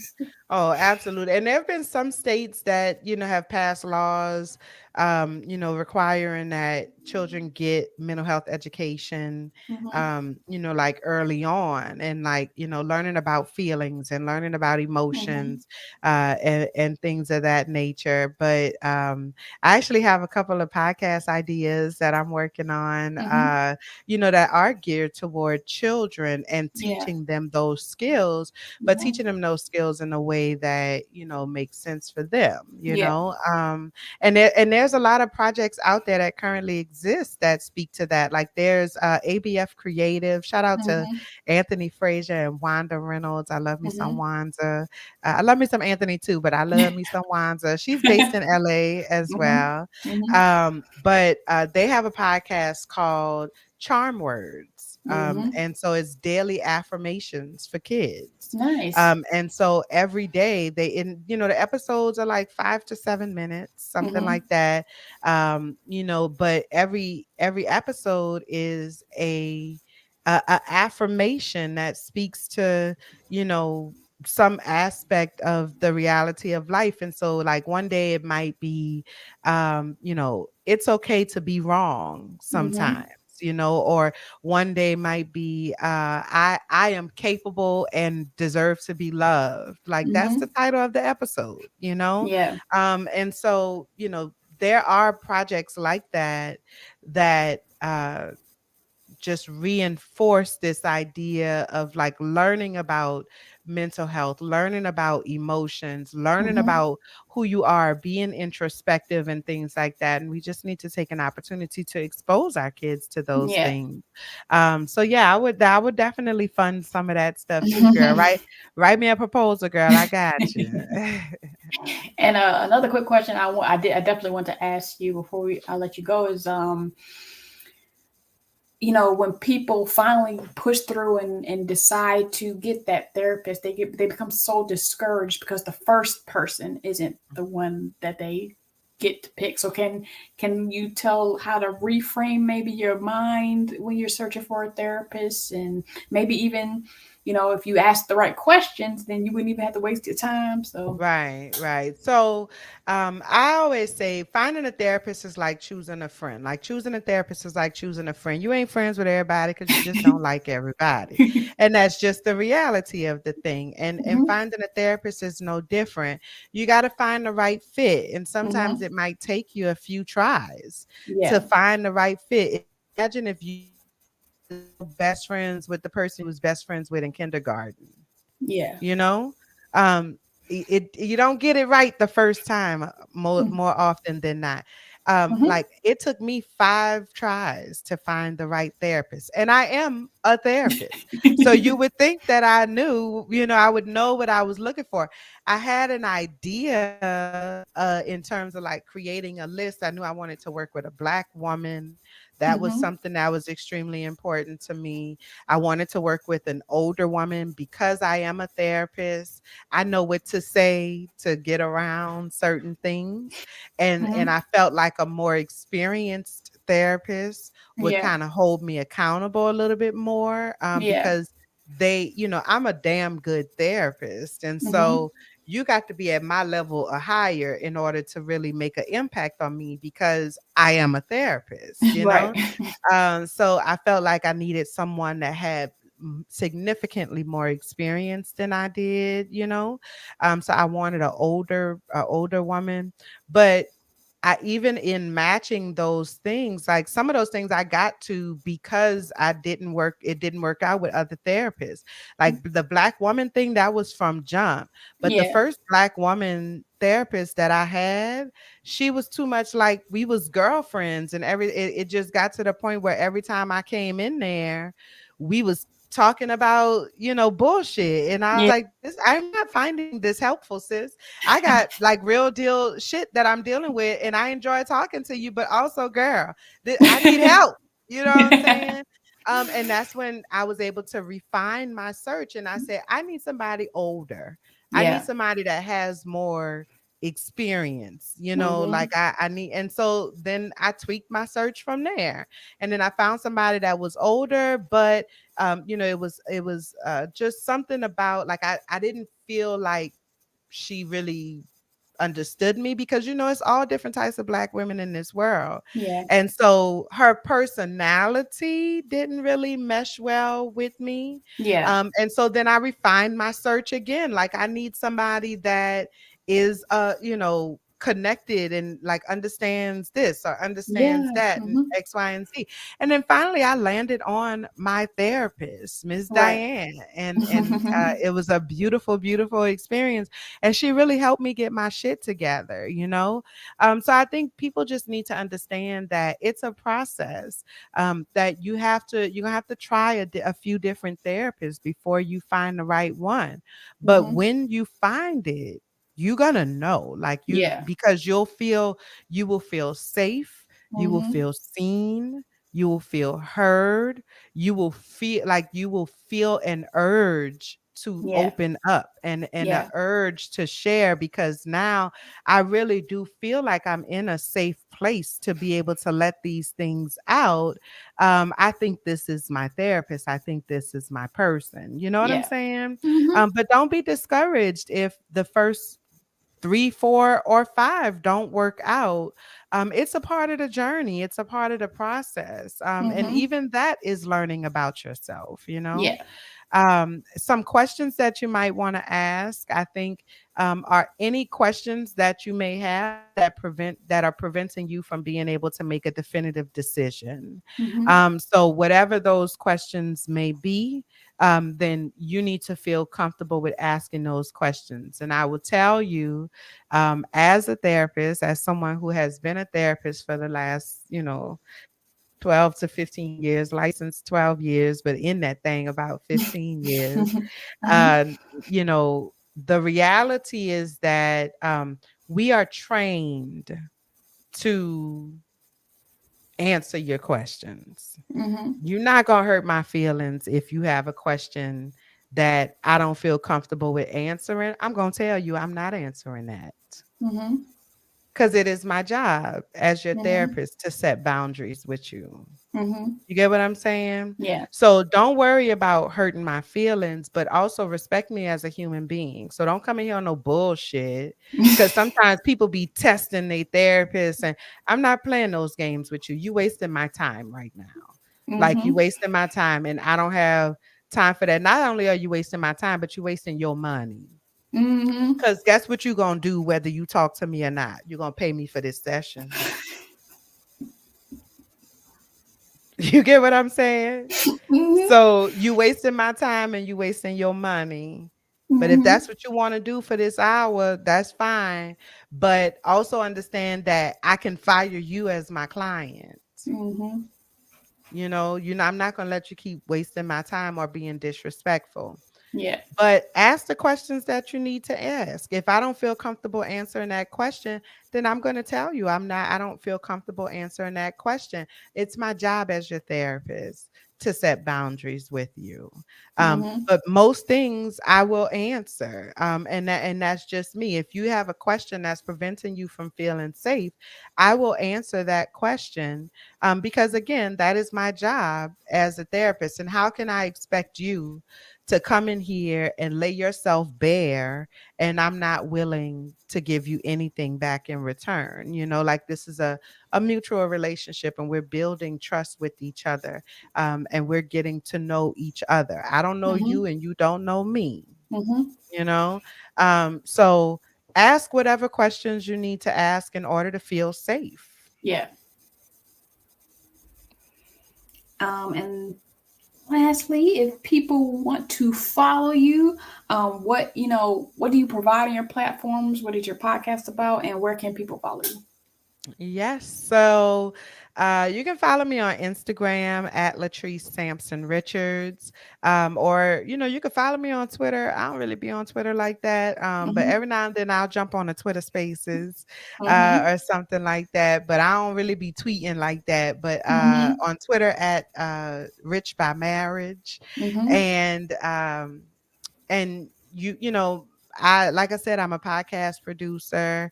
I just finished a limited series with the Cube app, which is Okay. the best in BIPOC and QTPOC content. And Mm-hmm. so we did a show called Black HIV in the South. How did we get here? I'm Mm-hmm. extremely, extremely proud of this project. It talks about Black HIV, Yeah. specifically in the South, which is leading the nation right now in new HIV diagnoses. Mm-hmm. And it's insane because it's really about homophobia. It's really about Mm-hmm. racism. It's Mm-hmm. really about ignorance and tradition, and all of these things. And so a disease that is 100% preventable is running rampant in the Southern Black community, because we refuse to educate ourselves about it. And so Yeah. this is our way of adding to this conversation, and making this information more accessible to people. I'm extremely proud of it. Mm-hmm. And then I also produced a show called Stories All Around Us, which is a narrative storytelling format podcast. And it is the autobiography of the Black experience. And Mm-hmm. so it really highlights the saying that we are not a monolith. Yeah. Each episode is a single topic, and we get three storytellers to tell their personal life stories around that topic. And it just shows that we all connect to these things differently. Yeah. We are not the same person. We all have a different take on it. So I'm very proud of that. I did that with the Vanguard Podcast Network. Mm-hmm. And I also do live shows for Stitch Please podcast, which is a sewing podcast for Black Mm-hmm. women, girls, and femmes in sewing. Mm-hmm. And that's hosted by Lisa Woolfork, and it's fucking amazing. And I love Lisa. It's one of the most interesting projects I've ever worked on. It's a whole community out there Mm-hmm. of sewists and quilters. We went to QuiltCon. I'm editing those now. I didn't even know QuiltCon was a thing, girl. But Mm-hmm. so yeah, so you can, check out my work in all of those places. I will be hosting the Black Podcasting Awards this year. That's taking place on September 21st, I believe it is, whatever that Sunday is. I think the 21st or the 24th, whatever that Sunday is. Mm-hmm. And so I'm very, very excited about that. I think we might be like on location this year. So Nice. I hosted last year as well, but it was virtual. Hmm. So I got my hands in a little bit of everything, Deborah. And if you want to work with me, or if you just want to chit chat, Hmm. you could go to my website, latricesampsonrichards.com. It's still in transition now. So don't y'all go to my website judging me and all of that, because I'm, my website is in transition, but it says what it says. Okay. Thank you for allowing me to have you on my platform. Thank you for sharing wonderful information. Thank you so much for having me, Deborah. This is a huge honor for me. And I just want to say, like, me and you, we go way, way back. Hmm. And I really am so proud of you. Like, just Thank you. knowing you and like knowing um the difference in who the Deborah that I met the first day that I met Deborah, and the Deborah that, Hmm. I'm talking to today. Like, it's Hmm. still you. You know what I'm saying? You're still you. You've been true to yourself the entire time, but you've Hmm. also evolved in so Yeah. many ways. And so I am so fucking proud of you. And Thank you I'm kindly. just, yes, I just, I be cheering from the sidelines, girl. I be I cheering from the appreciate it. sidelines.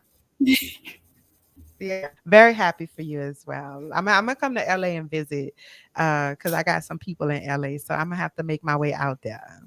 Definitely, definitely.